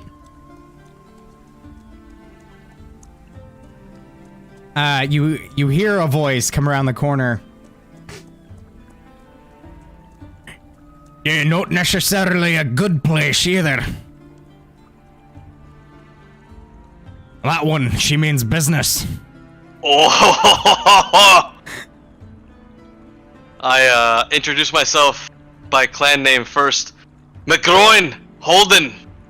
Tell me, who are you? Right, Holden McGroin. Aye. I can't help but to think you're giving me a fake name. I look at him offended and insulted. And what is that supposed to mean? Well, have you heard it? I, all my life, Holden McGroin. Well, it's a shame you ain't got somebody else holding it for you. Goes over his head. I think he intends it to be the barmaid. Like I said, not a good place to start for that. She's a fine businesswoman, but she swings for the other team. I got it. I understand. Blimey, no. Although technically we both play for the same team. Right, yeah. I mean, I don't suppose I really know, but she tends to keep to herself. But she's a very business-minded woman. Wouldn't go barking up that tree. Wait, does she run in here? No, she just likes standing behind the bar. Yeah, so if we want drink and room, she would be the one to talk to then, yes? Ah, yes. Don't be asking for more than that, though. That is what I want. She'll make you less of a man real quick. Seen it happen before.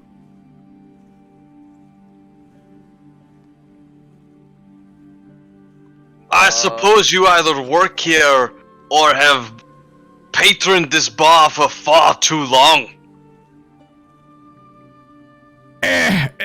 Well, if you say here and you mean the bar, that's a no. But if you're saying here as in Saltmarsh, I be working at the Dwarven Anvil.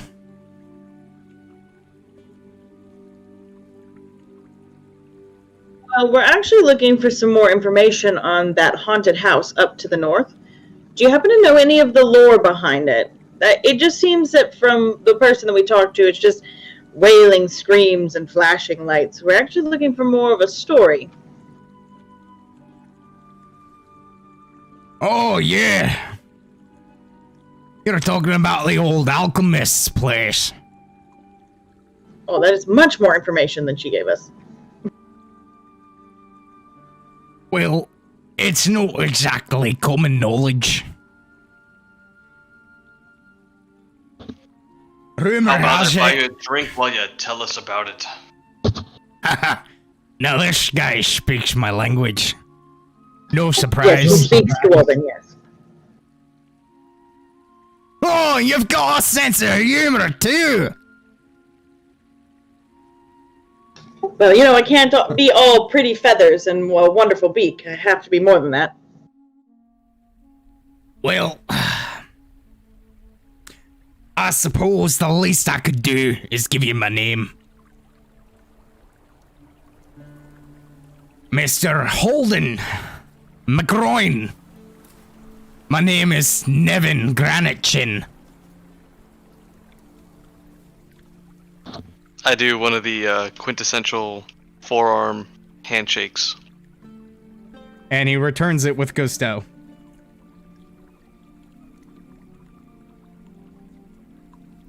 So, about that drink.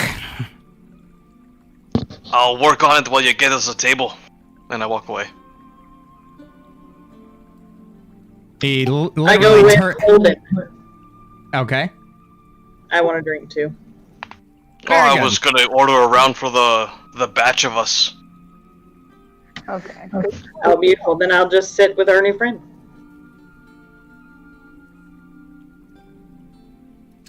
I'm just kind of standing there awkwardly. Okay. I order 5 drinks, and I will teach our Gith Yankee how alcohol works. And how to get to the table? Yeah. I was just letting everybody say what they wanted to say. So he turns immediately to his left and says, "All right, you been in here long enough. Get moving. You ain't had a drink in like 10 minutes." And kind of forces this couple of guys that were sitting in this table that's kind of in what used to be the bow of a ship. And they begrudgingly just kind of like, "Oh, whatever, man, piss off." And stumble their way past you guys, one bumping into Andriette with his shoulder as he drunkenly stumbles. Trying to fight? I mean, that's up to you. The elf is being aggressive. I love it. Watch yourself. I'm sorry, you should have probably been watching where I was going. And just makes his way out the door.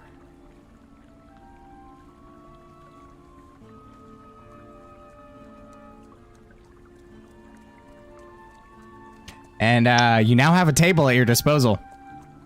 So I get some sort of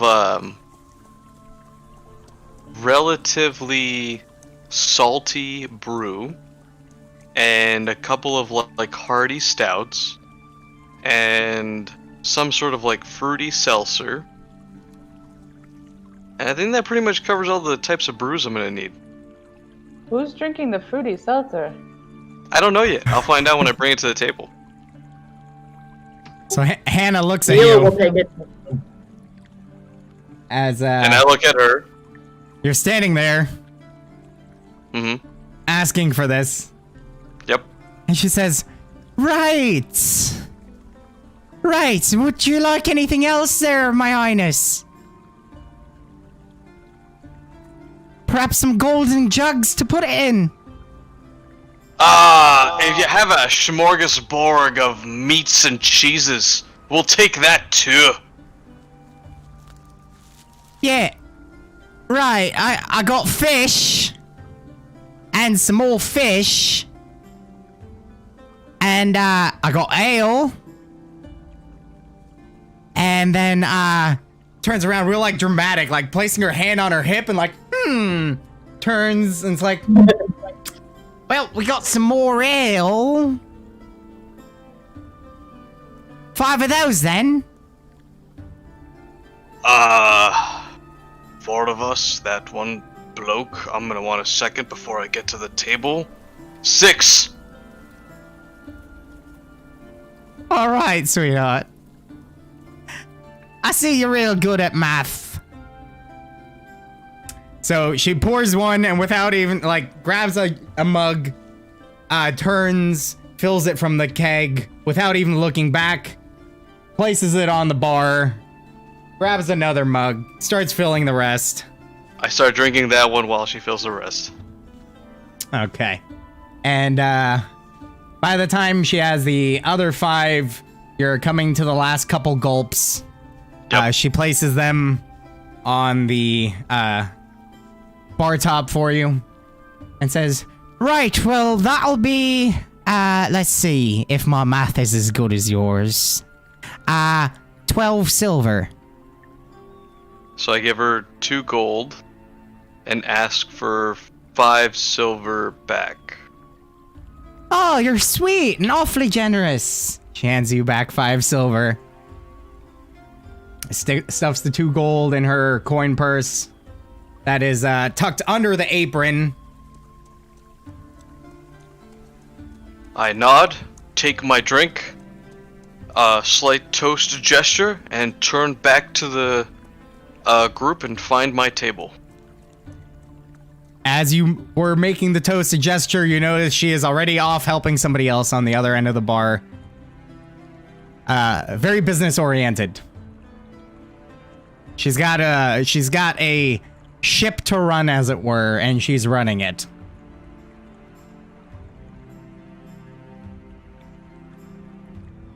So you guys find yourselves seated with Nevin. So I'm gonna walk up to the bar because don't we need a room, guys? Eventually. Not right now. Fine. The consensus is we have time. Drink first. Hey, by the way, where's my fruity seltzer? Tight indeed. Unfortunately, they don't have any. But they have this one, and it has a blueberry in it. Wait, I saw you pull that out of your pants. The beer? Probably. The blueberry? Nonsense. Where the hell did you find a blueberry in here? Fine, I'll take it. Backwater place with no seltzers. So I think he mistake blueberry for dingleberry. Jesus fucking Christ. Oh. So Nevin takes 2 deep gulps, slams the mug down, foam totally filled his Selic-like mustache. Oh, and the little tendrils on his chin, like a couple of those have some suds on them too. Yeah, no, it's definitely pouring down the side of the mouth and kind of embedding itself in the chin. Right, so the Alchemist. Well, a rumor has it that place is haunted. Be it by the Alchemist himself, or by that dog. By the what? By that dog. Right. That's actually kind of what Nevin looks like. No, I'm kidding. Aw, he's cute. No, he's a very dwarfly dwarf of a man. The one that you find in the player's handbook. That one. You notice that his hair and beard are both very like a slate color. It's like a slightly black gray.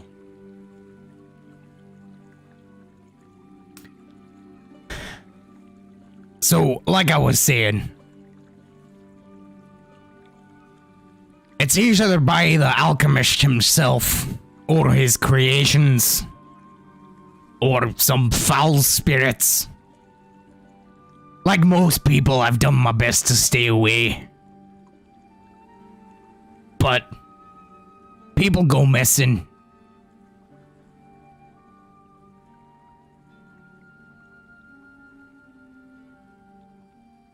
Many reports of strange noises and lights, and some say there's a library of incredible knowledge. Some say there's treasure beyond your wildest dreams. Has anyone seen the alchemist as of late, or is it just assumed that this person is dead? Nobody has seen him in a long time. By dwarven time, or by these normal human time? Well, that's awfully reductionist of you, isn't it? I mean, show me a human that lives 500 years, and I'll show you a dwarf that's exceptionally tall. He's like, he just kind of leans in, puts his elbows on the table, leans in, looks to the left, to the right. You ever heard of a lich? I make whatever symbol is appropriate to Thard Har, which is the dwarven god of nature, and shake my head. A disgusting myth at that. Are you saying they're real? Oh, I'm not saying much of anything other than you ask for a human that lives that long. I suppose it depends on your definition of living, though. So are you saying the alchemist was human? Aye. That's what I hear anyway. You've never met this alchemist? No. As Do far you as I know of can anyone tell, who has? no, as far as I can tell, that mansion's been standing there haunted or whatever for a century. Perhaps more. I don't know. Details get a bit fuzzy when you start getting to long time frames.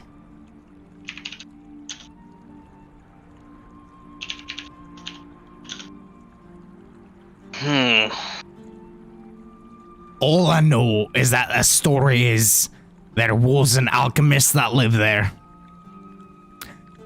Was known for his experiments, quite successful. What sort of experiments you speaking of? That of brew and magic? Or Well, this lichdom you speak of?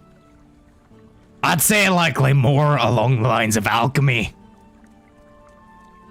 You know, potions, poisons, balms, salves, all manner of things. Some experimental in nature. Not really sure. Aside from, you know, he was an alchemist. But one day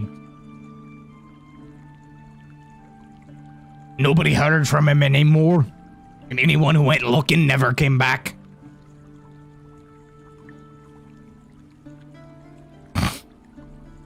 If So- lots of people gone missing in Oh! this aspect, At first. But as time went on, more and more people decided to stay away. Ill-advised. You know, with the disappearances and all.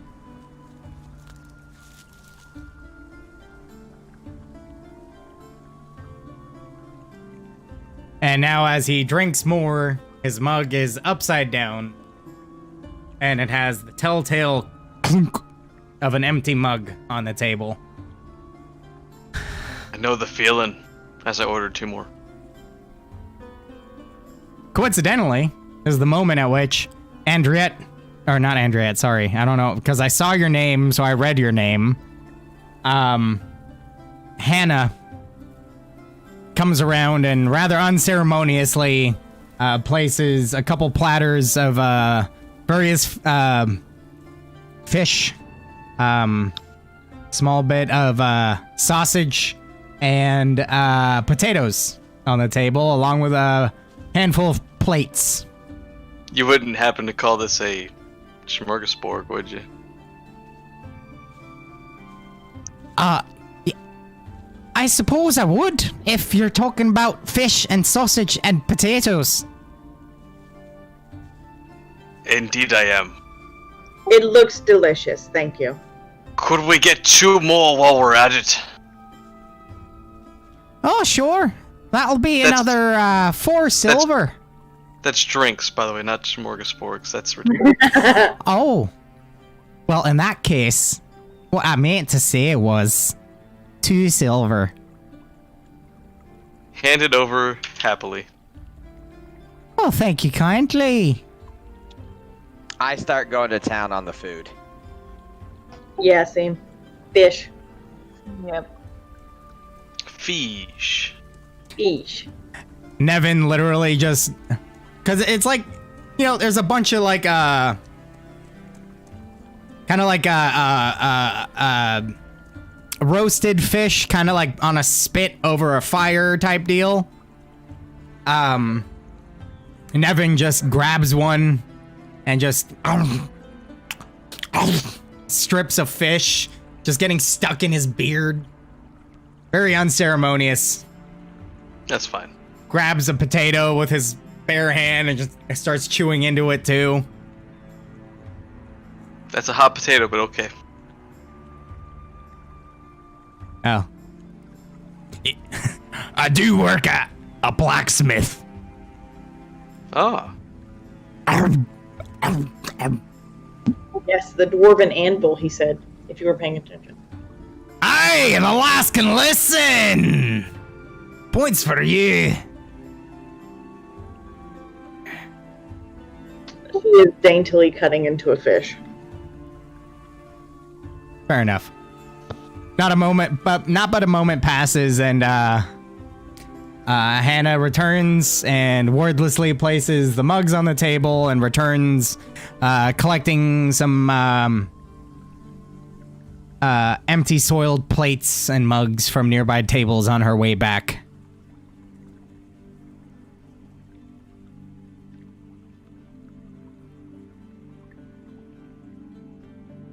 At this point, you hear in the background,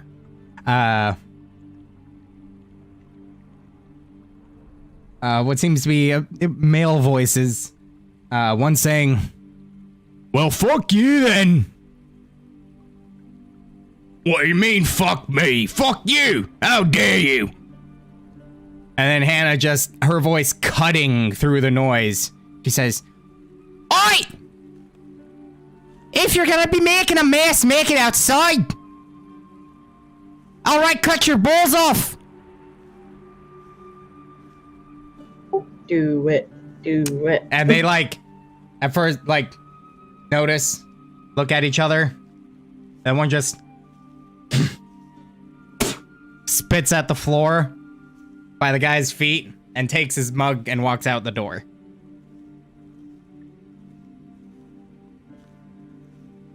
You see that? That guy just... Nevin, you talk of liches before. How much experience you have with liches?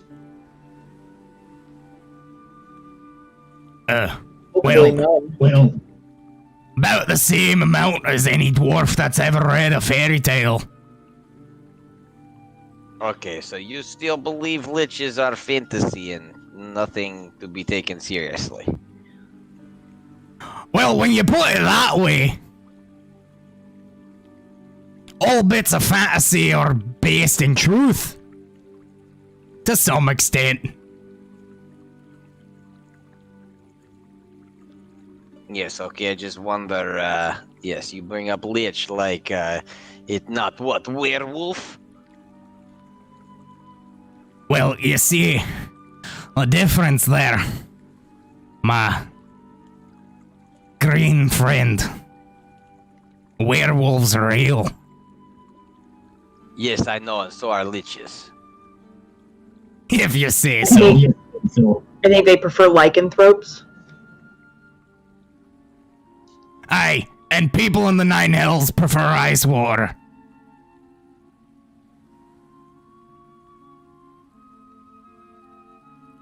Okay, anyways, so besides creepy haunted alchemist house, is there any other unusual things that go on about here?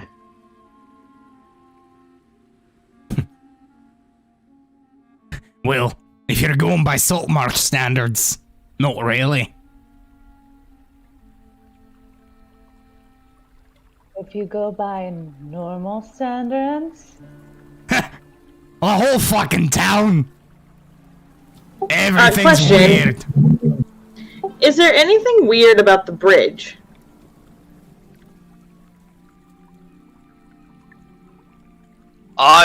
My friend over here had a hard time crossing it without feeling dizzy. I only know it's a bridge. I can't tell you much anything else. It is a pretty good bridge. Aye, that is! Fantastic stonework. Aye. Whoever made that really put a lot of care into it. Although why they put it here, of all places, I don't know. There's literally, I don't know, 200, 300 feet further up, there's less water. But what do I know? I didn't build it.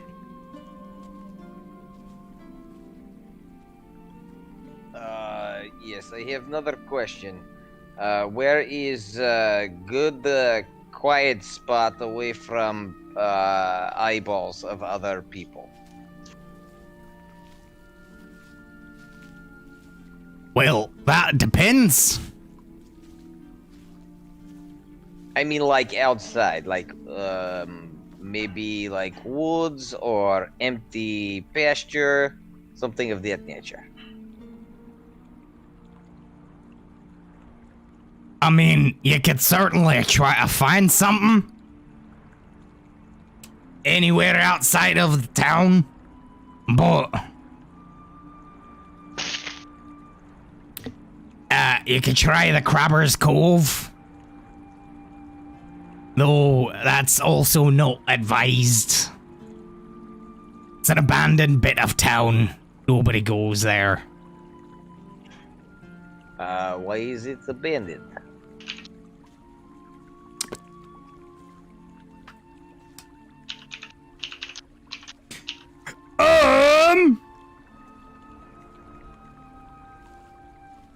Reasons.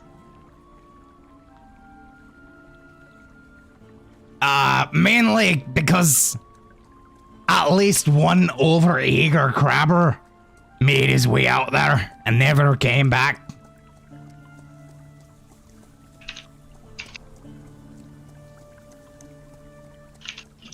Those must be some big crabs we're talking about. Well, that's why it's called the Crabber's Cove. There's thousands of them there now.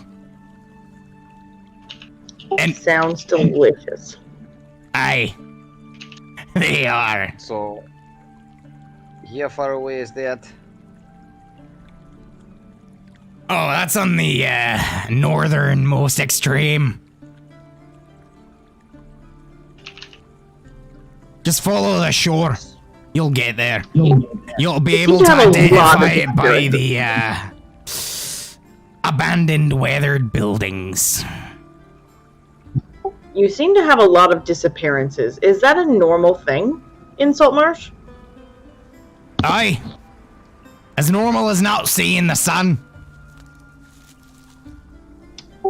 So all the time. Aye. Where else have people just vanished? We've got Crabber's Cove, we've got the Alchemist haunted house.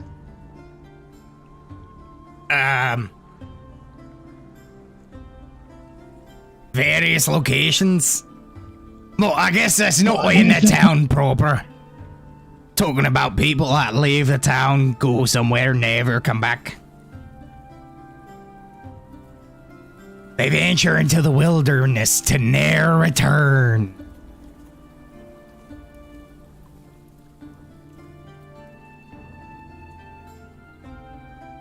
But within the town, we got a Crabber's Cove, and technically that house belongs to Saltmarsh, so...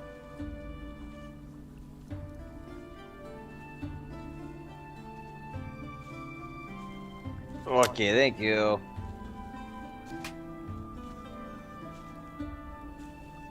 You're very welcome.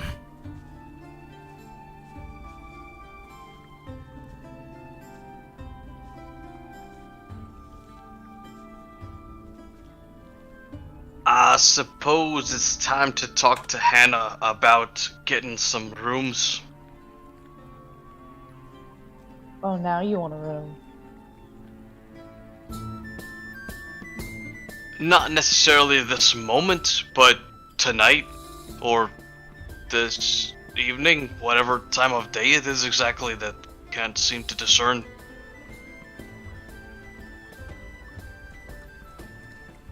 All right. So you guys asking for a room? I guess it... Yeah? Yes. Okay. Hang on. Surely. Okay. So you approach Hannah, ask for a room, and she says, "Oh, certainly. What kind of room? How many?" What kind of room do you offer? Yep, what he said. Well, there's a section of community rooms, there's a section of private rooms.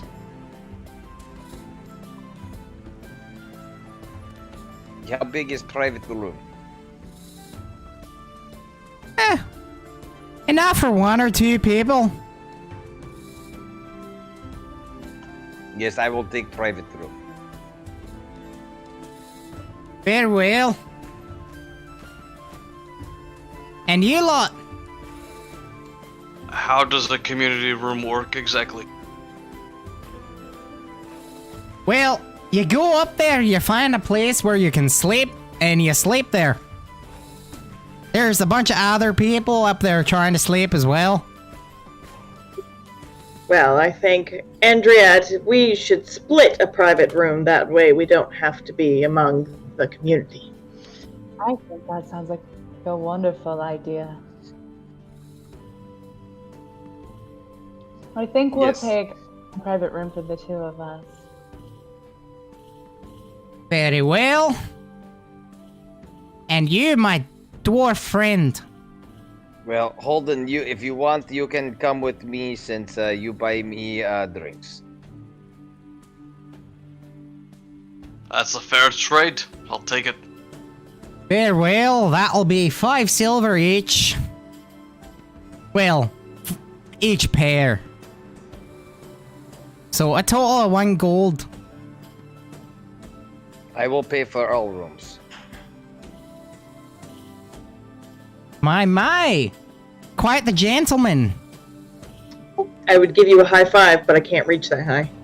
As she kind of looks you up and down in confusion. And I don't know what a high five is, but okay. You know what? Me neither. I have wings. Right. Well,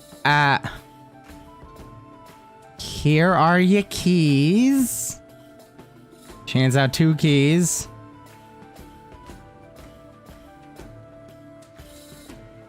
Says they're up on the eastern side. Go up the ladder. You'll see the rooms up there. Thank you. Oh, you're very welcome.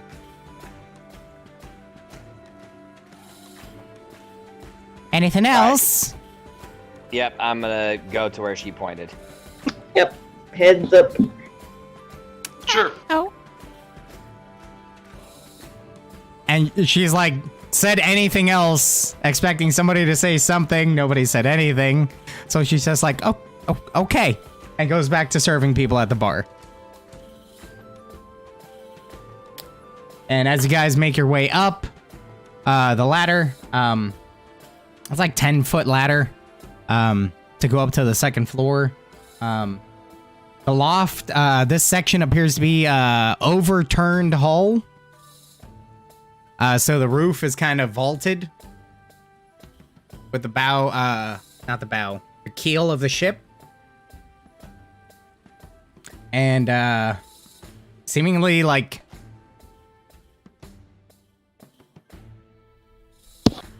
sections cut out and rebuilt to segment off rooms. You see 5 rooms along the length of this segment.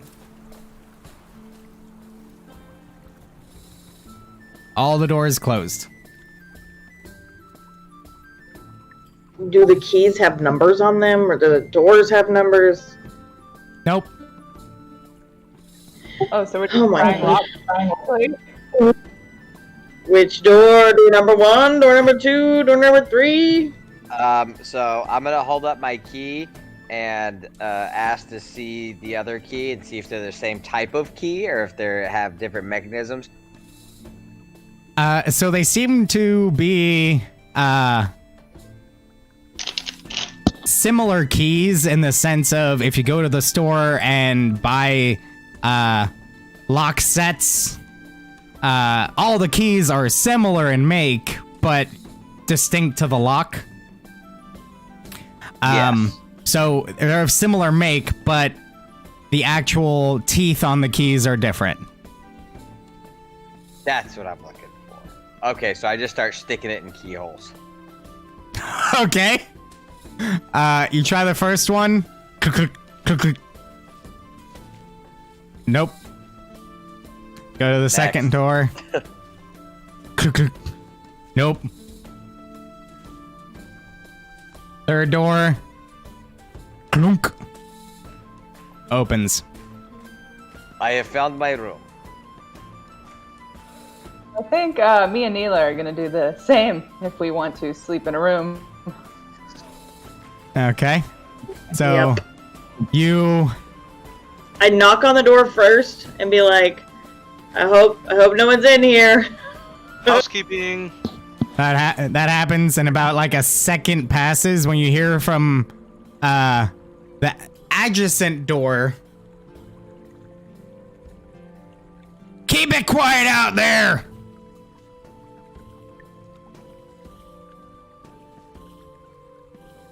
So as you attempt to unlock the first door that you stand before, it unlocks without issue. Well, that's convenient and nice. Yeah, first try. Yeah. So, you now find yourselves in your respective bedrooms for the evening. Is there anything else you guys would like to do? Yes. I'm going to take, once I get into the room, depending on what Holden's doing, I'm going to prepare for this, but I'm going to spend 1 hour doing my training circuit, and then 1 hour doing my sonic circuit with my mage hand. Okay.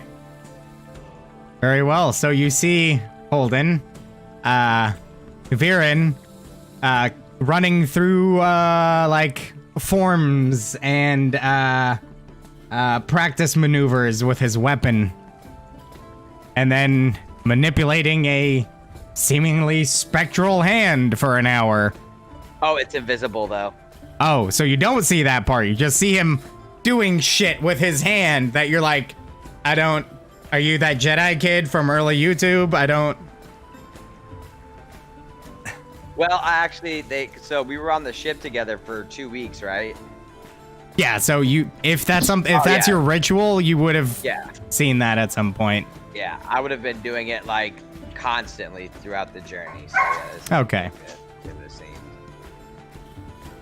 So you see him, taking different approaches, different guards, like high guards, low guards, relaxed open stances, making power swings, more deft strikes, just at nothing in the air in particular, just running through his regimen.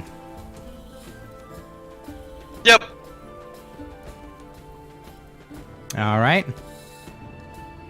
I dismiss my sprite and start the ritual for Find Familiar for a pseudo dragon. Okay. So, Andriette, you watch as is it Neela or Nira? It's Neela. Okay. So you watch as Neela. Oh no! You know what? It is Nira. I spelt it wrong on my fucking tag. Sorry. Get it together. I drew that. So you watch as Nira sits down, drawing some sort of arcane circle on the ground. Placing a brass brazier and lighting incense within it with a mixture of herbs.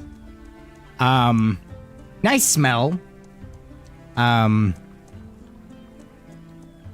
But the smoke slowly starts to kind of fill the atmosphere in the room. I mean, you're not in a sealed room, so it's not like it's suffocating. But she spends, I think it's an hour? Or is it 10 minutes?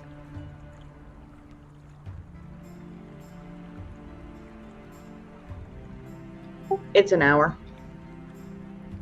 Okay, so she spends an hour kind of sat within the circle, concentrating, making, kind of in like almost like a prayer stance, occasionally making some somatic gestures in the air,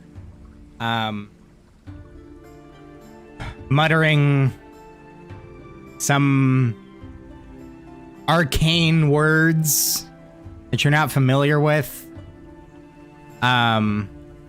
occasionally, until eventually a dim glowing, almost like orb begins to manifest just above the brazier.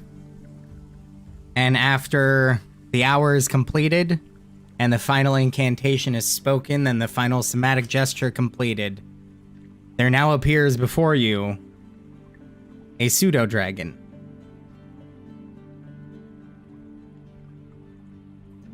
And Nira greets Conwyn. It's so nice to see you. It's a white pseudo-dragon. Hey. And she kind of looks at you funny and says, "This is a sophisticated pseudo-dragon. Why do you think it would bite you?" I'm just saying. Stay over there.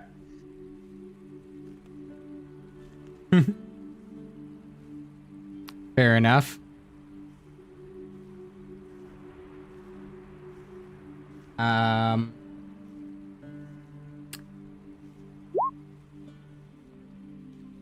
For the record, that's your average size tome and candle and mouse. And that is roughly what a pseudo-dragon looks like, except this one is white. I sent you a token in the Facebook chat. Oh. I don't have...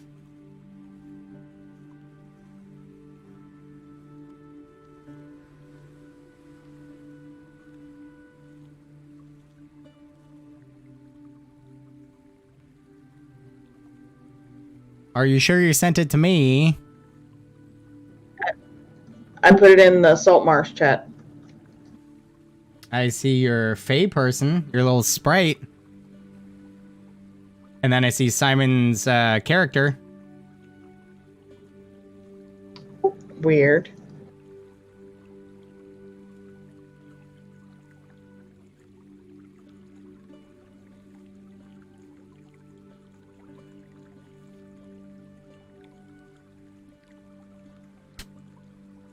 Okay, I sent it to your messenger.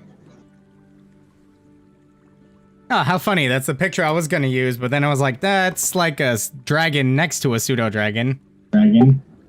Whatever. But it's fine. That works.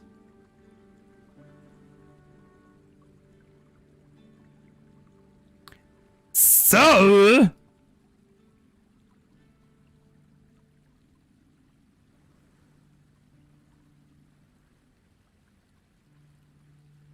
Name.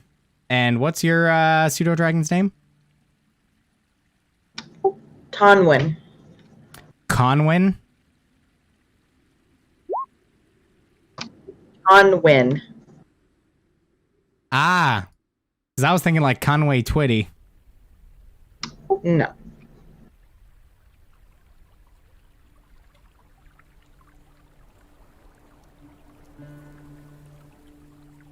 There you go. Aw, he's cute.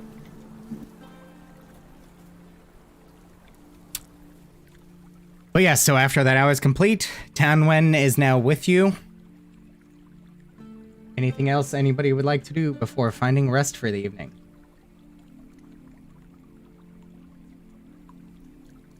I'm good. Golden. All right, so guys, lay down. Basically, would have each one of these rooms has a roughly queen-sized bed in it. So you would have to share beds, or someone sleep in the bed, someone sleep on the floor, or whatever. Dragon is not allowed in the bed. I'm the big spoon. You're literally a thimble to a ladle. And yet he feels safe in my arms nonetheless. I think you're more of a jetpack than a big spoon. That's only if he has Mexican. Oh, God. Oh my God. Somebody in my chat was just like, Conway Spitty. What the fuck? I will find a fucking way to use that. I swear to God. It's gonna be, what are those things called? Dilophosaurus? But it's an awakened one. His name is Conway Spitty. But those aren't real. They didn't spit. Shh. Shh. 6 foot tall velociraptors weren't real at the time of filming either. Yes, they were Utah Raptors. Nope, discovered after Jurassic Park. No, it was discovered literally right before, because that was like the one thing that they got away with. Anywho. Point being. Off subject. So you guys lay down, find your rest for the evening in your own respective manners, as a jetpack or a big spoon or otherwise. And that is where we will call it for tonight. It's like big spoon and straw.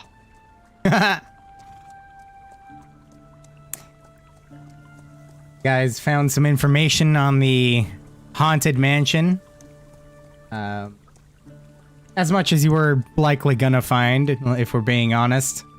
Got some leads there. Found some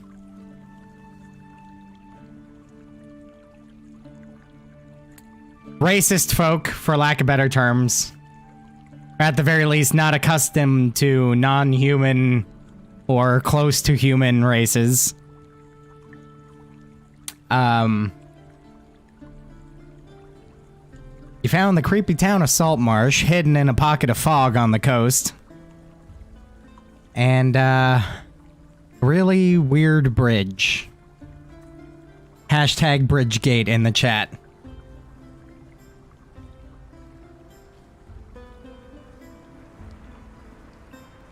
Yarp. That's what we'll call it. And we will pick up again next Wednesday. Correct, Simon? The 17th? Yes. Yes. All right. Our next session will be the 17th. I will be attempting my best to find a way to post a calendar in the Ghost of Saltmarsh chat on Discord to keep the planned game days posted at least a month ahead of time. So if there's like a need for a pattern, for the most part, the way it works is if we play one Wednesday, we'll play the next, or I'm available the next Wednesday, but then 2 Wednesdays in a row after, I'm not available. So it's like 2 on, 2 off, more or less. Yeah, pretty much. So we played this Wednesday. We should be able to play it next Wednesday, and the following one will be and then no-go, 2 Wednesdays in a row after next one. Yeah, I'll be in the field for the yeah. So that'll work perfect for me too. There you go. Sweet deal. That good with everybody? Works for me. Yeah. Hey, so I had Sweet. another thing real quick. Since we were like traveling together and everything, is it like, I know you've got in the Discord the actual chat for Saltmarsh, like if we whatever we want to share with what we would have shared with each other on the journey, just so we kind of have like, hey, this is generally about, you know, what my character would have said while we were journeying together, kind of thing. That way, like, you know, and it kind of helps me remember who's who. Right. So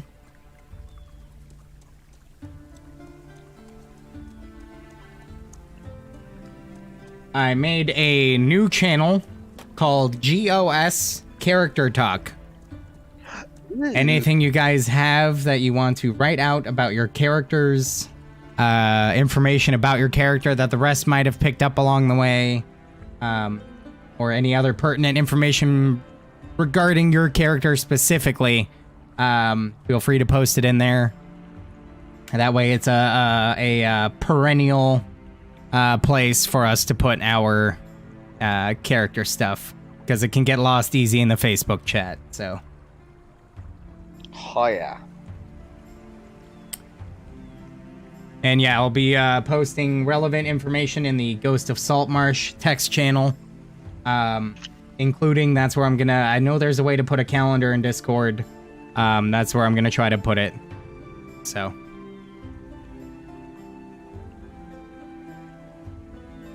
but yas.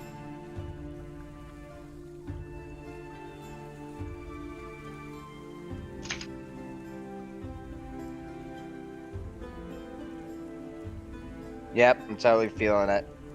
After Sweet. you know, my Tuesday night campaign is currently chock full of all we ever do is just combat all the time. I haven't had a long rest in like 13 sessions, so Jesus Christ. yeah, You can it's all be nice dead. yeah, exactly. That is Like, well, wild. It's like combat will last like 4 sessions, and we'll still be in the same area of combat at this point. So yeah, like we're on this is the 3rd session. Like the last session was our 3rd session of the same combat that we've been on. So Jeez. yeah, it's tasty. I see. I have the opposite problem with my epic level game that we play on Thursday. It's all politics and lawyer shit, and just I'm like, I'm a 20th level wizard. Can I just do my 9th level spell, please? Just Right. I can't please. wish for you to shut the fuck up. Jesus Christ. I fireball 9th level. Just shut up.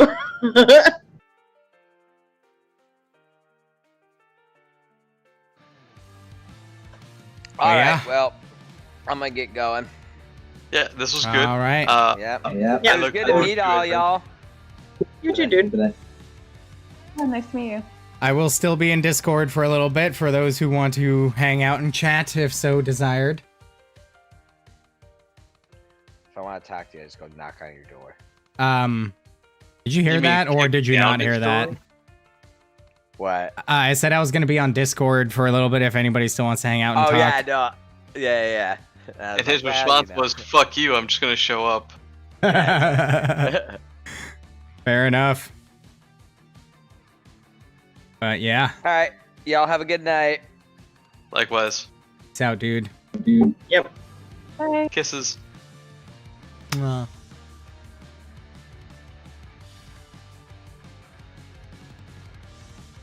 Once I get fucking Discord figured out on my phone.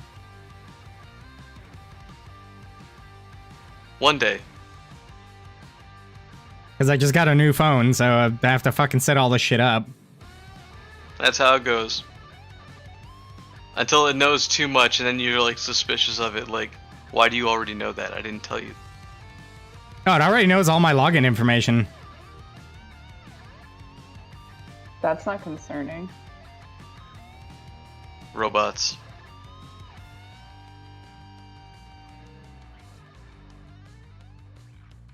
That's because I did Google backup.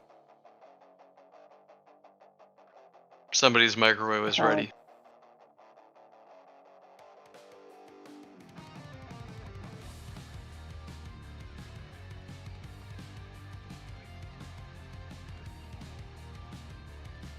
Once I can fucking figure this shit out.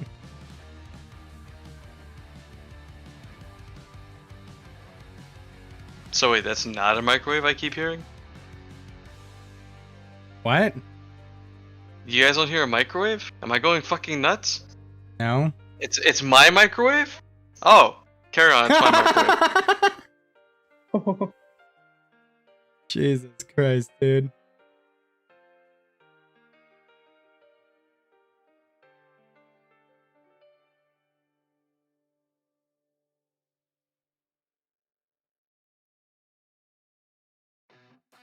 Jeez. Yeah, right? New phones are like awesome, but suck at the same time somehow. I don't really get it. Not really sure how that works.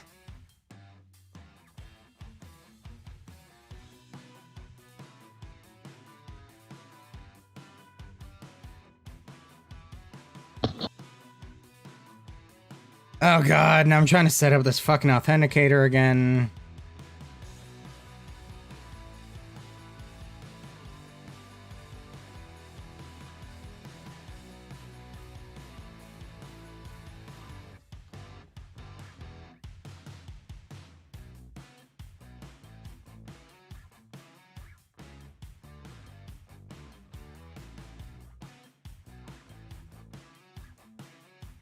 Oh god.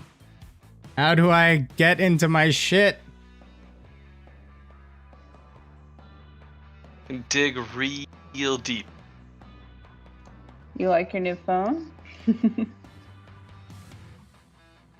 I thought it would be easier. Where did you send me my token at?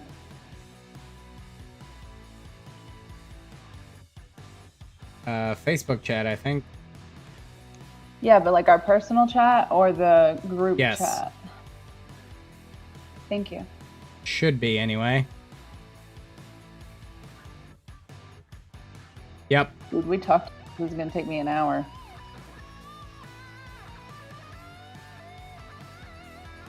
It's right above the back-to-back audio calls. Thank you. Yes'm.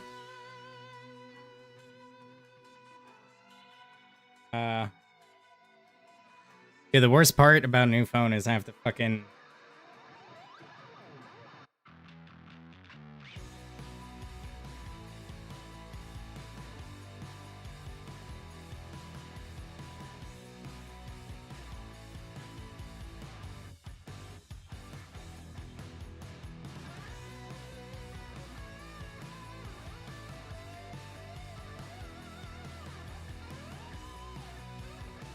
Ah, fuck.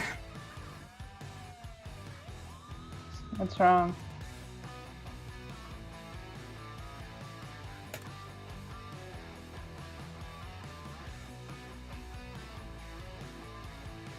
Trying to figure out how to turn off two-factor authentication for Discord.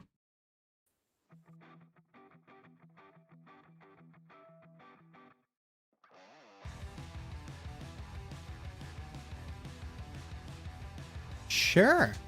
Have to figure out how to do that. Yeah.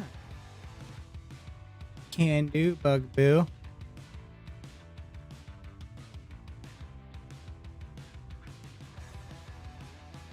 Oh. A Baron notes.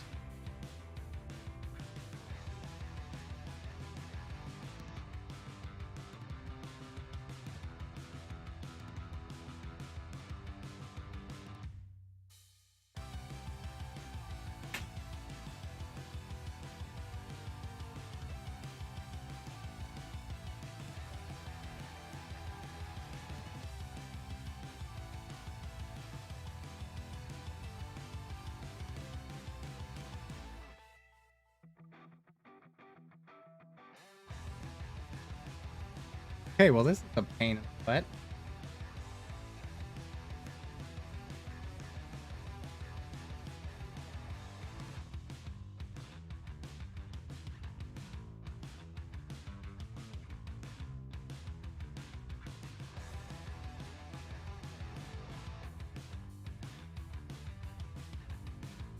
Shit.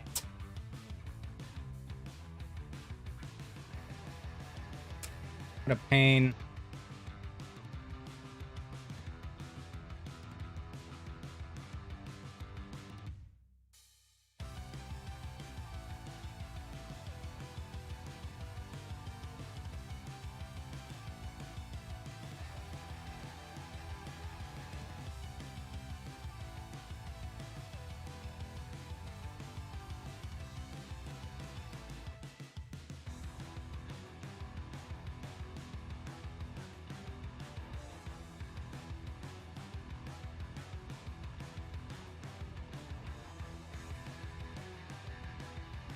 How do I do this?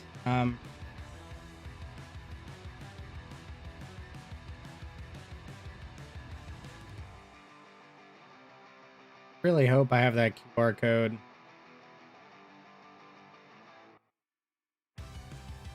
I'm not sure why I got kicked out. Of what? The group we're currently talking in. Weird. Yeah, it dropped me, and then I look back and it's just you in the chat, and I'm like, what? When did that happen? I don't know.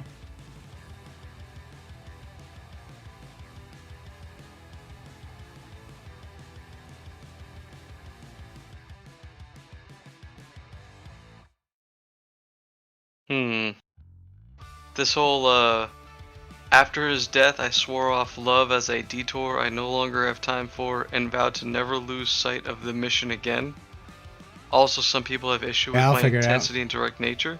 Hey, thanks for stopping by. Hope you had a good time. That sounds funny. I sure did. I like it. Yeah, keep it classy, stay happy, This is stay a healthy, stay safe. rom-com in itself. Love yourselves. Love each other. But yeah. Peace out.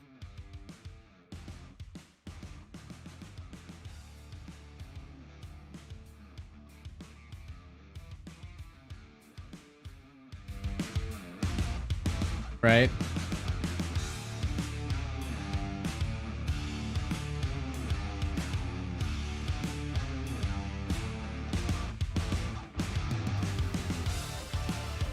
Well, Guy, I'm gonna head out for now, but I will see you next week and talk to you in between then and now. Alright, peace out, homie. Later, man.